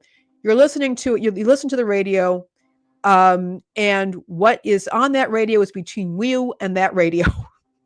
Well, they are trying to get you. I'm not saying the radio stations themselves, but yeah, they're trying to get you the trend of listening to the radio on the internet. Yeah, and that's fine, and it can be useful in some situations. But and they want you to do that. It's digital and all that. But the reality is that that's trackable, and they're harvesting your data when you're listening to the radio on a radio. That's not happening. For those people who are concerned about privacy, your old-fashioned TV, and yes, there are plenty of TV stations that are still over the air. You can get for $35 a broadcast TV antenna, plug it into your TV, and you can get in Chicago, it's something like 30 stations, something like that, that are available over the air. You can absolutely do that, or get yourself a regular radio. I'm looking around for mine right now. I don't have one handy, but that, if you want to talk about privacy, go ahead and do that. That's my advice. But more seriously with this, I think this is Elon Musk just tweaking the public. But I do think that this is a dangerous trend, particularly in light of the ever collapsing stabilization that certain agencies do provide our civilization.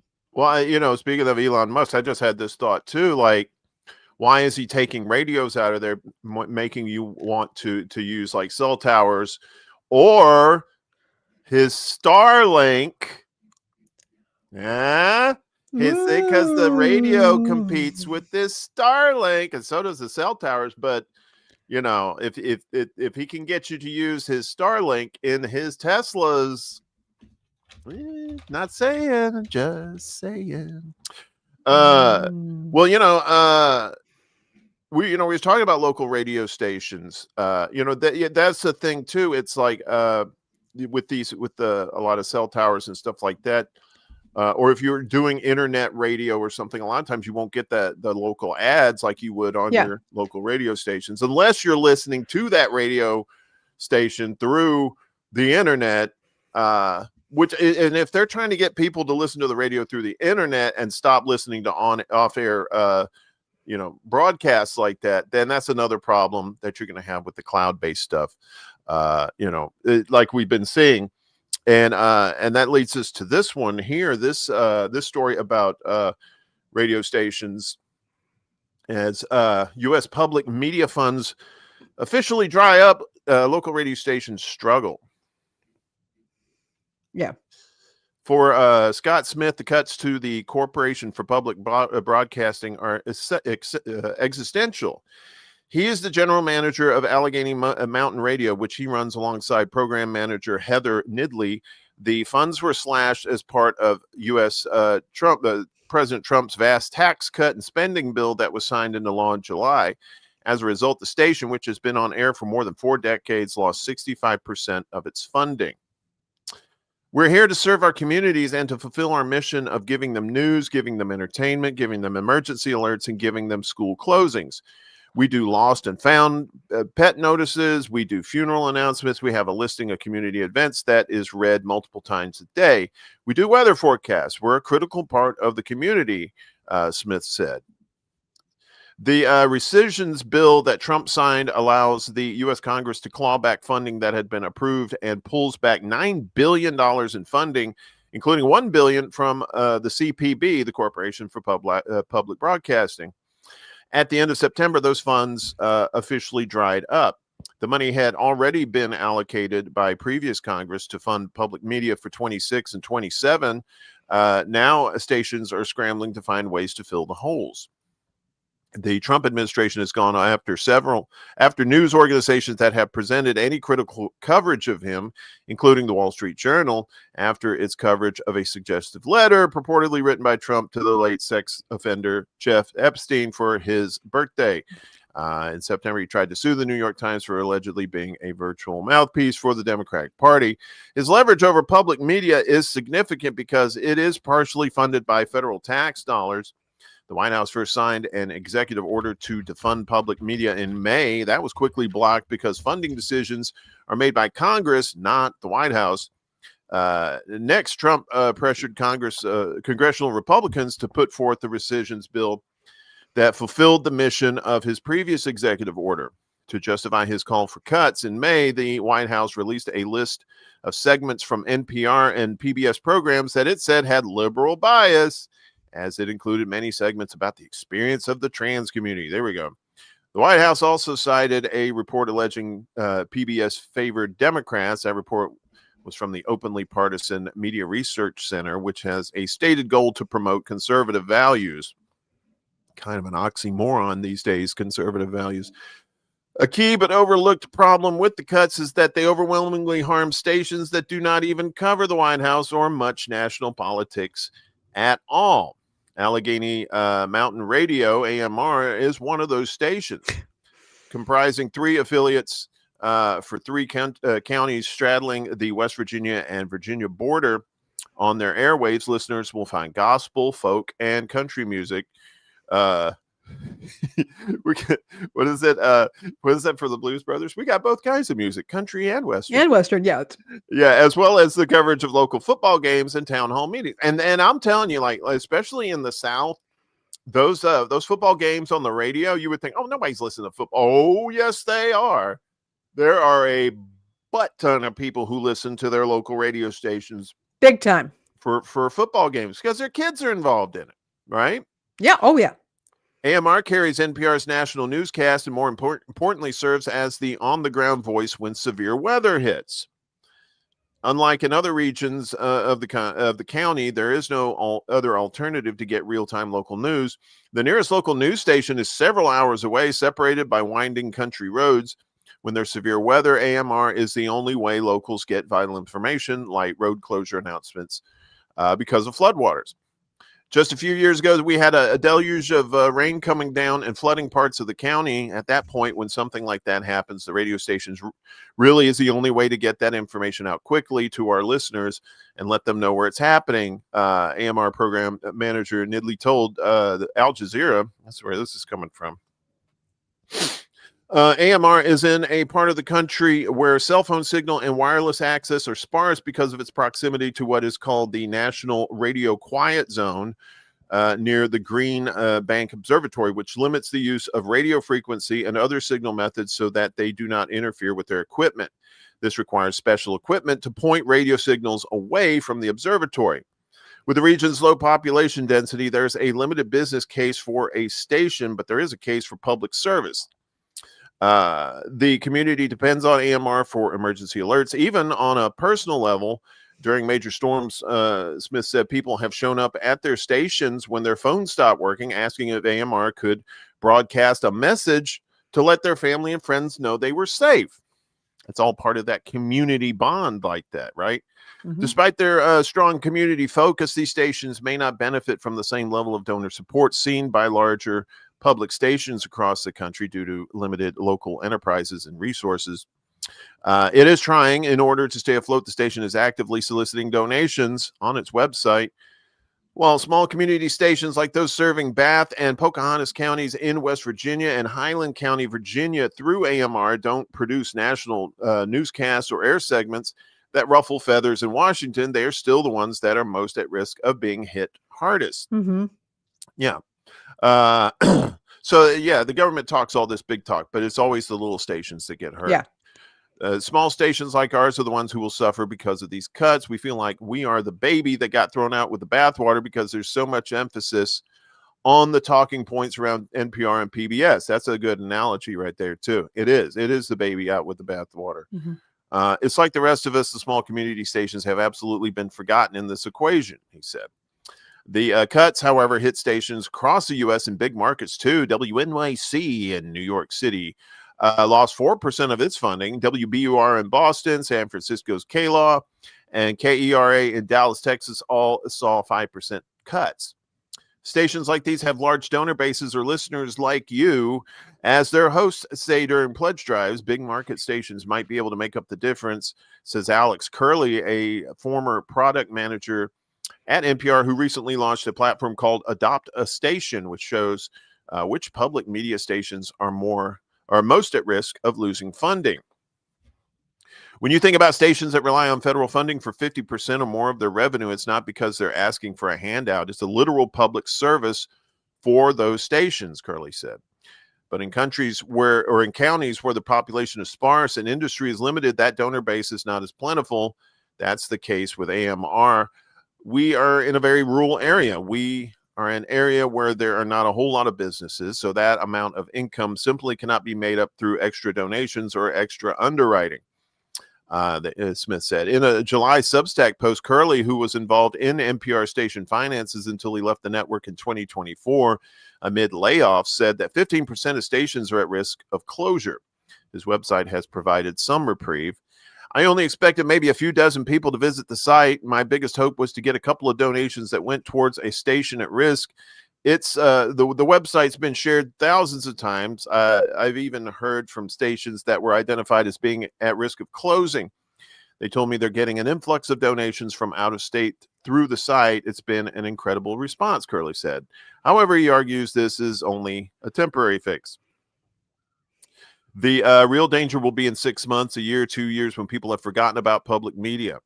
These stations basically are losing federal funding forever. Donations in the short term are really great, but in the long term, they're going to have to figure out ways to keep donors engaged and to keep donations flowing to them, or they might close, Curley said. And you also have to think about operating costs going up as well. So you got to put that in the mix. Public radio is also a lifeline connecting rural communities to the rest of the nation and providing life-saving emergency broadcasting and weather alerts. Nearly 3 in 4 Americans say they rely on their public radio stations for alerts and news for their public safety. NPR's Catherine Maher said in a statement on July 18th, following the Senate vote. In fact, while the Senate considered amendments, a 7.3 earthquake struck off the coast of Alaska, prompting 3 coastal stations to start broadcasting live tsunami warnings, urging their communities to head to high ground, Maher said. PBS faces similar pressures, and many of its stations are also at risk of closure, according to Adopt a Station's data. These cuts will significantly impact all of our stations, but will be especially devastating to smaller stations and those serving large rural areas. Many of our stations, which provide access to free, unique local programming and emergency alerts, will now be forced to make hard decisions in the weeks and months ahead. PBS President and CEO Paula Kerger said in a statement after the Senate vote. The push to defund public media isn't a new one for the GOP. Republicans have long argued that the media is not a core function of government. In 2012, GOP presidential nominee Mitt Romney said he would eliminate subsidies to PBS during a debate moderated, ironically, by then PBS NewsHour anchor Jim Lehrer. And look how that turned out. Good job, Mitt. In the 90s, then House Speaker Newt Gingrich promised to zero out funding for CPB, arguing it should be privatized. Of course, got to put ads on there. You want to get those ads on there. And in the 1980s, Reagan attempted to slash $80 million from public media, roughly $283 million in today's dollars, though Congress told him to kick rocks. Cuts to the Corporation for Public Broadcasting are the latest wave of the White House cutting back on government-funded media arms, including reductions to the U.S. Agency for Global Media, led in part by senior advisor Carrie Lake. She's fun. Lake is a former Phoenix, Arizona news anchor known for denying the 2020 election results in which Trump lost to Biden for the presidency. She's also known for promoting baseless conspiracy theories and for refusing to accept her own defeat for governor and senator bids in Arizona in 2022 and 24, respectively.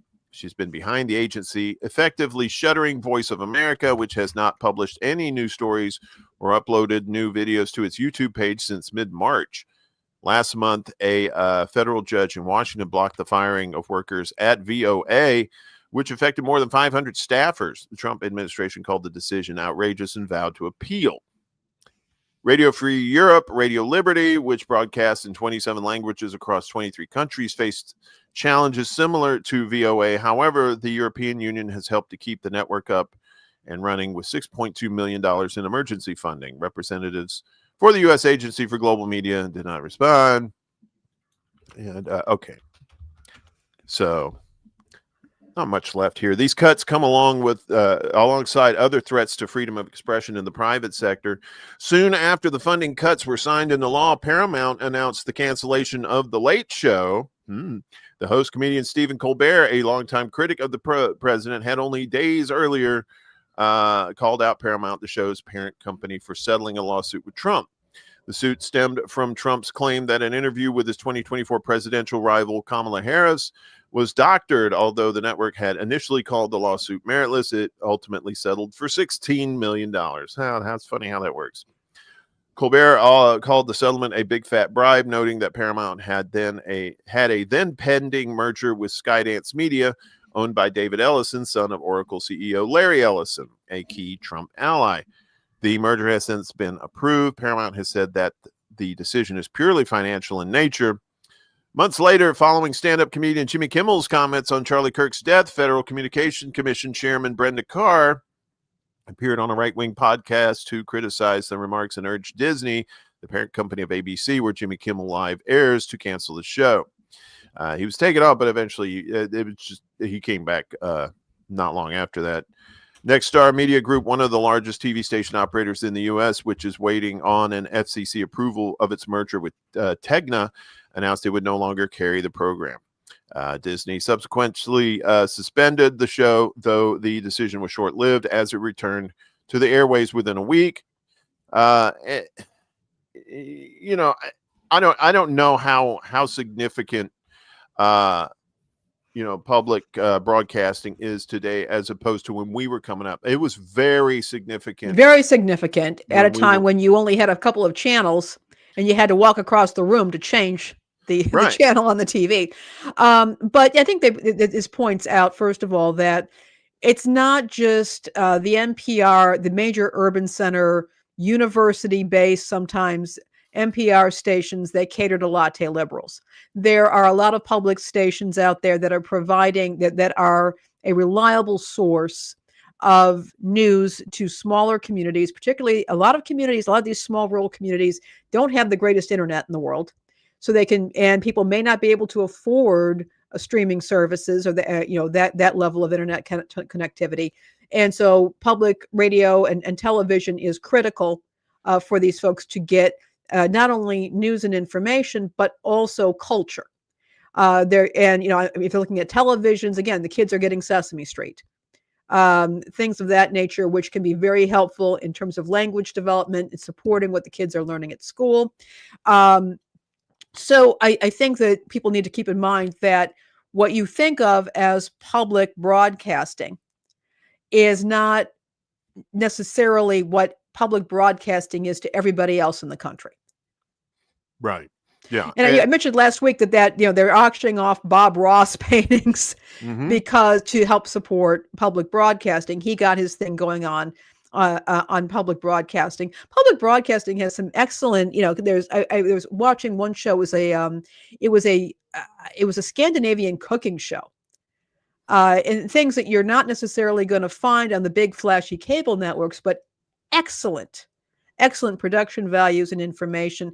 This sort of media is critical in communities. So again, we can have this discussion about whether the government should be supporting that, but just to pull this away is going to harm communities that are not served by other media sources. Also, when you start getting into Voice of America and some of these state media services, keep in mind that there were, countries around the world that depend on those shortwave or longwave broadcasts when there's havoc going on, where the local broadcasters cannot broadcast either because they're in a state of civil war or because their transmitters have been devastated and they can't easily rebuild them because they're developing nations. Those long-wave, shortwave broadcasts from other governments can be very, very useful at those times. So mass media has become part and parcel of our civilization. Yeah, it has. And I was saying before that, some places, now you have kindergarten, pre-kindergarten, that sort of thing, but a lot of people don't have access to that. And so they were relying on public, I never went to kindergarten or had pre-K or anything like that. I learned how to count to 10 in Spanish before I learned how to count to 10 in English. Why? Because I was in love with Maria from Sesame Street. You were, and Luis was your great foe at that point, right? That lucky guy. But yeah, you learn, A, B, C, D, E, F, G. You learn all these kind of the bottom level basics for education that helps you out once you actually go to school. Right. So you're not sitting there trying to catch up and whatnot. Now today, probably it's more so like you're going to have pre-kindergarten and kindergarten now that are somewhat financially feasible if they're not already public, or run publicly through your local schools, that sort of thing. But, to take that away for petty reasons like that, just because you don't like the message of the program, I mean, that is it's very sad. So but we should move on. We're having a great show here, but we're talking, man. You know, And we we got need to. these great folks who are watching us right now. We appreciate all of you. Thank you. Please do like, share, and subscribe if you want. Subscribe to our Substack so you can get emails with the day's links and get that notification in. And if you can, please do share the show with people that you happen to like, either on social media or let your friends know about it. We really appreciate all your support as we're getting the show launched. Yeah, we got information crawling down below there, so you can hit up our link tree, our Substack, and that'll give you all the information that you'll need. AI can be a fascinating thing, and sometimes it can be Yes. a very scary thing. And I don't know if you guys have seen this. Oh, Lord. This is let me do this. Where did I go? Boop. Let's bring that down here. So this is this video about Trump pooping on New York. Let's see, there's King Trump there. And originally this video had Highway to the Danger Zone, or Danger Zone, I guess, by Kenny Loggins. We're going to talk about that in just a second. See, look, poopies. Oh, that's that young kid that's like the Democratic op that's getting paid, the paid influencer. So he's pooping on them. Look, I got to put on the crown. Look, it's Burger King. That's the Burger King right there. So, fun stuff. There Ladies you and go. gentlemen, the President and Vice President of the United States. Yeah. Isn't that fun? And then Cafefe for those in the know there. Oops, sorry. Whoop. Yeah. So apparently, Kenny Loggins had a bit to say about this, since it was his song that was used. Let me get this over here. So, whoop, there we go. Oh, I forgot to do that. So Trump's fake video featured Danger Zone musician Kenny Loggins wants it scrubbed. There he is. Singer-songwriter Kenny Loggins said it's not all right. Everybody worry about me. See, because that's from Caddyshack. So, is asking Trump to remove the audio of one of his performances from a contentious AI-generated video that Trump posted, as we just showed you there, on his Truth Social account Saturday night.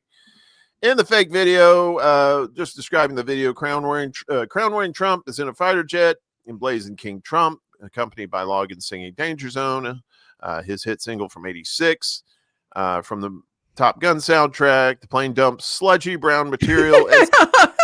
That's a nice way of calling it the poopies. The poopies. The poopies. He kept putting the poopies on there. Over crowds of protesters carrying American flags. And so he shit on American flags. That's nice. That's a good one. This is the guy who wants to put you in jail for burning a flag, but apparently shitting on one is totally fine. Signs in what appears to be New York City's Times Square. The video was published as an apparent reply to the widespread No Kings protest over the weekend that took place across various cities around the country. On Saturday evening, the official White House account posted a fake image of on Twitter of Trump and Vice President Vance wearing crowns, juxtaposed with a fake image of Representative Hakeem Jeffries and Senator Chuck Schumer in sombreros. That's that. Keep it classy, right?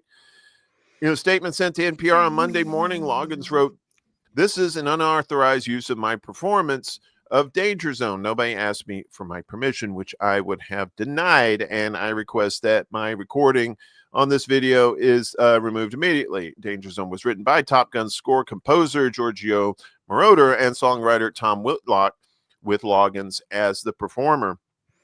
And this ended up being the only time Trump's played music at his rallies too. And some of these artists are like, "Don't you play your shit at my rallies?" It happened with Sarah Palin when she was running with John McCain. Allegedly, her nickname back in high school was Barracuda. And they were playing Barracuda at the rallies, and the Madams Wilson of Heart objected to this. So there it is. Yeah. So, word to the wise: don't use copyrighted material unless you want to pay the price. I really shouldn't have taken a bite of that Pop-Tart when I got to read. I forgot. Well, when Pop-Tarts are around, I tend to forget things too. So they're so irresistible. I know, particularly with coffee. Just want to hug them and squeeze them. And eat them. Nom, nom, nom, nom, nom, nom, nom. Well, logins continue. I can't imagine why anybody would want their music used or associated with something created with the sole purpose of dividing us. Too many people are trying to tear us apart, and we need to find new ways to come together. We're all Americans, and we're all patriotic. There is no us and them. That's not who we are, nor is it what we should be. It's all of us. We're in this together, and it is my hope that we can embrace music as a way of celebrating and uniting each and every one of us. There is a long history of musicians objecting to the current president, as we were talking about there, with the Hart sisters, among other political leaders using their work to send political messages. However, such use is generally legal as long as rights holders are paid correctly. The only use that performers and songwriters can specifically prohibit is the use of songs in campaign advertisements. Even so, many artists choose to make such objections public so that a general audience is aware of their stance. So NPR reached out to the White House for a response to Logan's specific objections and his request that his performance be removed. In reply, White House spokesperson David R. Engel did not respond to NPR's questions, but sent NPR an image from the film Top Gun of stars Tom Cruise and the late Val Kilmer, caption, "I feel the need for speed." We have such morons in our government. Various musicians and their representatives, including the White Stripes and the estate of Isaac Hayes, have filed civil suits against Trump alleging copyright infringement. The White Stripes dropped their suit in November 2024. The Hayes suit, which was filed against the president, his reelection campaign, and the activist group Turning Point Action, is continuing to wend its way through federal courts in Atlanta. So, yeah,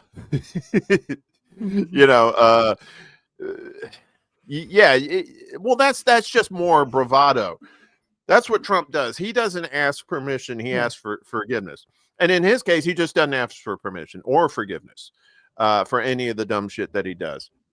He pushes it, and then he may stop once a court tells him to stop. But until then, he's just going to keep doing stuff like that. And although I do respect the artistry of the AI making poopies out of the jet, I kind of have to side with Kenny Loggins on this one. What do you think? I never thought I would say that, but yeah, I'm going to be footloose and you're terrible. You're terrible. Yeah.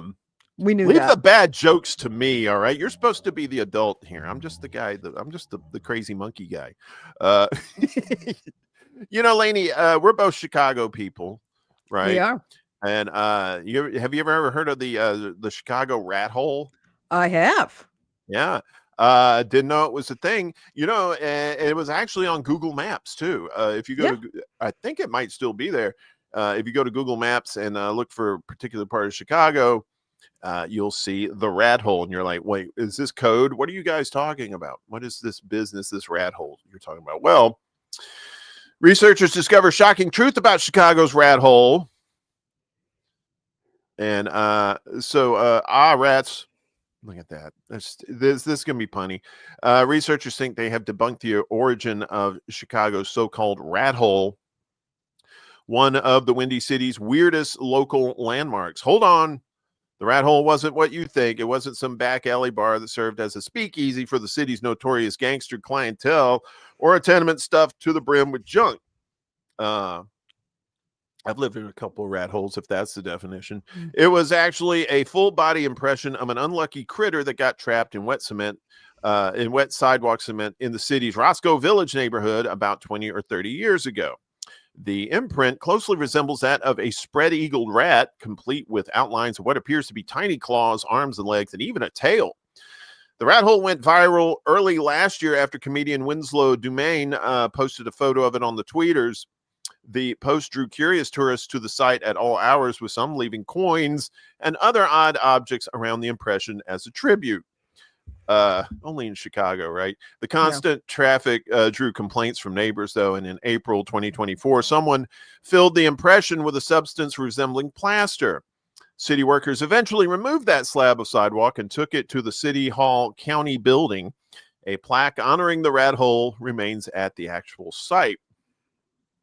Researchers hailing from the University of Tennessee, New York Institute of Technology, College of Osteopathic Medicine, and the University of Calgary published a paper Wednesday in the journal Biology Letters that concludes the rat hole was most likely created not by the titular rodent, but a squirrel or a muskrat. Well, I guess isn't a muskrat still considered like a rat? It's got rat in the name. The researchers studied online photos of the rat hole and compared measurements of the imprint to museum specimens of animals commonly found in the Chicago area. The presence of arms, legs, and a tail excluded birds, snakes, and airplanes. Lenny Bruce is not afraid. Oh, sorry. Frogs and turtles, shrinking the possibilities to a mammal. The claw outlines further reduced the field to rats, mice, squirrels, chipmunks, and muskrats, the study said. When they get like animal CSI out there. The creature's long forelimbs, third digits, and hind paws were too large for a rat, but fell into the measurement ranges for eastern gray squirrels, fox squirrels, and muskrats. The most probable suspect is the eastern gray squirrel, given how abundant that creature is in the Chicago area, the study concluded. Other researchers have theorized that a squirrel created the imprint. The study acknowledged cement is typically wet during the day and rats are nocturnal, and the creature didn't leave any tracks, suggesting a squirrel misjudged a leap or slipped from a branch and landed in the wet cement, the study noted. That's some Columbo level investigation right there. The imprint didn't show any sign of a bushy tail, but hair often lacks the rigidity to create deep, well-defined impressions, and it would have been surprising to find such an imprint, the study said. We therefore propose that the specimen be rechristened the Windy City Sidewalk Squirrel, a name more fitting of its likely origins and more aligned with the evidence at hand. I said good day, sir. I like how rigidity provides deep impressions. And sometimes a mystery don't need to be solved. You know what I mean? I don't think we needed to get the crime scene investigation out there to try and figure out what the hole was, right? Why can't it just be the rat hole? It's been there for 20, 30 years. Just let it stay the rat hole. That's my 2 cents. What do you think? Muskrat love. That's funny. Did you enjoy that? Did you enjoy getting your bubble bursted over not knowing, that it's not by a bushy tail? Rat? Yes. Yeah, bushy tail. Yeah. Did that float your boat? It did. It did. It did. Well, that's it for now. But we want to. There is something we have to talk about. We got one more thing. I mentioned this on the show yesterday. Of course, I'm good friends with people at Chicago Corner, and as am I. Of course, and we both support Chicago Corner extensively, and we feel like in this space in particular, they've been given a raw deal in their court cases against Hardlens Media. Hardlens Media has been invited or have weaseled their way onto various platforms to talk about their side of the story, but it doesn't seem like anybody else wants to hear Chicago Corner's side of the story. So we're going to give you your opportunity next week as Chicago Corner sets the record straight.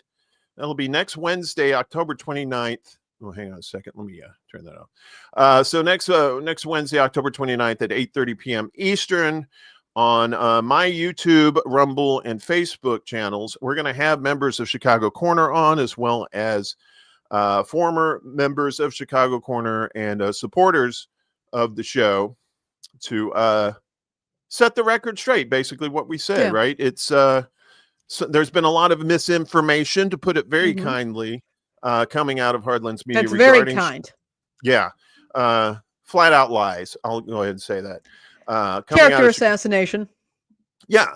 And harassment too. Yeah. For not just Chicago Corner, but other, people even supporting Chicago Corner have been harassed. And it's just nobody knows the other side of the story because none of these other bigger channels want to have Chicago Corner on and let them talk. So we're going to have them on, and we're going to have very extensive information to share with you about them and some of the nefarious things they've been doing to Chicago Corner, and that they've been just flat out lying to their people about.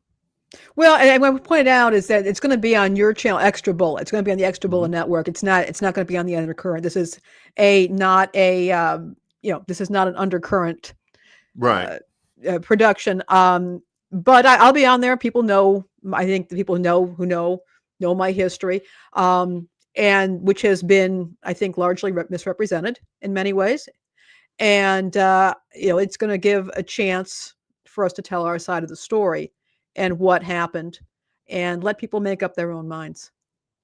And it's going to be very detailed too. Unlike what Heartlands Media has been doing, is just basically telling you bits and pieces out of context. We're going to tell you the whole story, the whole timeline, and we're going to have links in the description for you yourself to look at that information and make your own judgments about who's right and who's wrong. But I think once you actually see the evidence, some of you are going to be very shocked at what you're going to find out about Heartlands Media. And I take no pleasure in doing this. None of us do. In fact, this is deeply painful. Nobody even wanted this to even go to trial. All Heartlands Media had to do was take down one video and give Chicago Corner their $100 that they owed them. And that's it. There would have been no court trials. There would have been no labor disputes, maybe. But it just snowballed into this thing. And they've been telling their audiences that Chicago Corner has been they're the whole bad people behind this thing. But when Heartlands Media could have stopped this long ago, but they decided not to. Yeah. So anyway, that's going to be a week from today at 8:30 p.m. Eastern on the Extra Bullet channel on my YouTube. It's going to be on Extra Bullet, the Rumble channel, and also Jonathan Dearman on Facebook. That's the Extra Bullet headquarters on Facebook. So please tune in and listen to the information. It's not a thing of where we're trying to change your minds or make you think a certain way. We just want to give you all the information and let you process it yourselves and make up your own minds. And I said this yesterday, there's two reasons I'm doing this. One, I want Chicago Corner people to get their stories out and tell their side of the story. And two, there are people who watch Heartlands Media that also watch my shows. So that means they're putting these lies and fundraising off these lies on my people too. And that pisses me the hell off. I'm not going to stand for that. And that's another reason why I'm helping Chicago Corner with this, because we got to set the record straight. The truth, the real truth has to come out. And hopefully you'll be there for that this coming Wednesday night, a week from today, at 8:30 p.m. Eastern, 5:30 p.m. Central Time. So thank you. And also, from my part, my name is continually being dragged into this. Yeah. Despite the fact that I am not a I'm not a part of Chicago Corner LLC, and I'm not a party to any of the lawsuits or legal conflicts. My name keeps on getting dragged into this, and I'd like to tell my side of the story. Yeah. I took a few hits too. So you have. Yeah, I want to tell mine and others too. We're going to have people on who have had some form of interaction with Heartlands Media, and they have their stories to tell too. So, like I said, this isn't a witch hunt. This is a fact-finding mission. Actually, this is a fact-sharing mission for us. We have plenty of information. You have no idea that this show may go 5 hours. I'm here for it, and I'm going to be here for it, and you can watch it later on. Thank you, Noman. Thank you so much, Nilio, asking viewers to take a side. Basically, cancel culture. I don't like that any of this is happening. Right. But I know that there are people who have said some very nasty things about me, in particular. Also, my good friends. And we would like to discuss, we would tell our side of the story so people can make up their minds. Yeah. And that's it. That's all there is to it. I mean, is it not fair for one person, for one side to share all their information or what their side of the story, and then you don't hear the other side? It's not like the people of Chicago Corner are some faceless corporation that just appeared out of nowhere. I mean, these are people that were friends with. They were my friends, people in my home. We were in each other's homes. We supported each other through various situations, in life circumstances. And this, I feel, was unnecessary and tragic. And I'm deeply sorrowful about this. And they've been Hardlines Media has been putting out video after video for at least the past year that is just full of misinformation that we're going to go through and debunk one by one as the show goes. Not like I said, we're not asking you to pick sides or anything like that. We just want you to hear the information. Yeah. Take it for what it's worth, and then you make your own decisions. Your own minds. Especially if it's involving, if you're a financial supporter of Hardlines Media, you may want to know that information. You may want to know, hey, look, I'm supporting them financially. Maybe I should know a little bit more about how they're, how they're functioning and what they're doing with my money. So, but you're going to find out a week from today. Learn more, and you can I can't control how you feel about me. None of us can control how others feel about us. But if you would be willing to do us the honor to tell our stories, we'd appreciate it. Yes, and that's all we ask. So, guys and gals and all other pals, we appreciate you. We love you. We had a great. We love doing this show, and we love providing you with the information that you can use, the news you can use. That's what we're all about. And I appreciate you, Lainey, for all your hard work. And you, Uncle Warren, what you do for us is amazing. All I do is eat Pop-Tarts and drink coffee. That's pretty much my my role in this. But and then I do a little chitty chatty. So this show will be back next week. Same bat time, same bat channels at 11 a.m. Eastern, 8 a.m. Pacific time on YouTube and Rumble and Facebook and on Instagram. Thanks for coming out. Thanks for the support. We love each and every one of you. I'll be back on Friday for Morning Extra at the same time, 11 a.m. Eastern, 8 a.m. Pacific time. Take care of yourselves and each other. Talk to your neighbors. Say hi.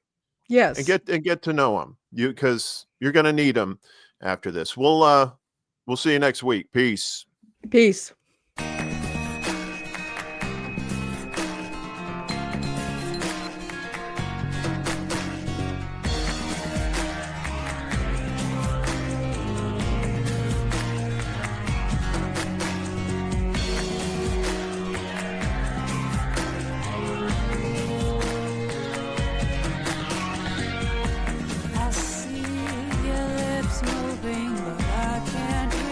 You say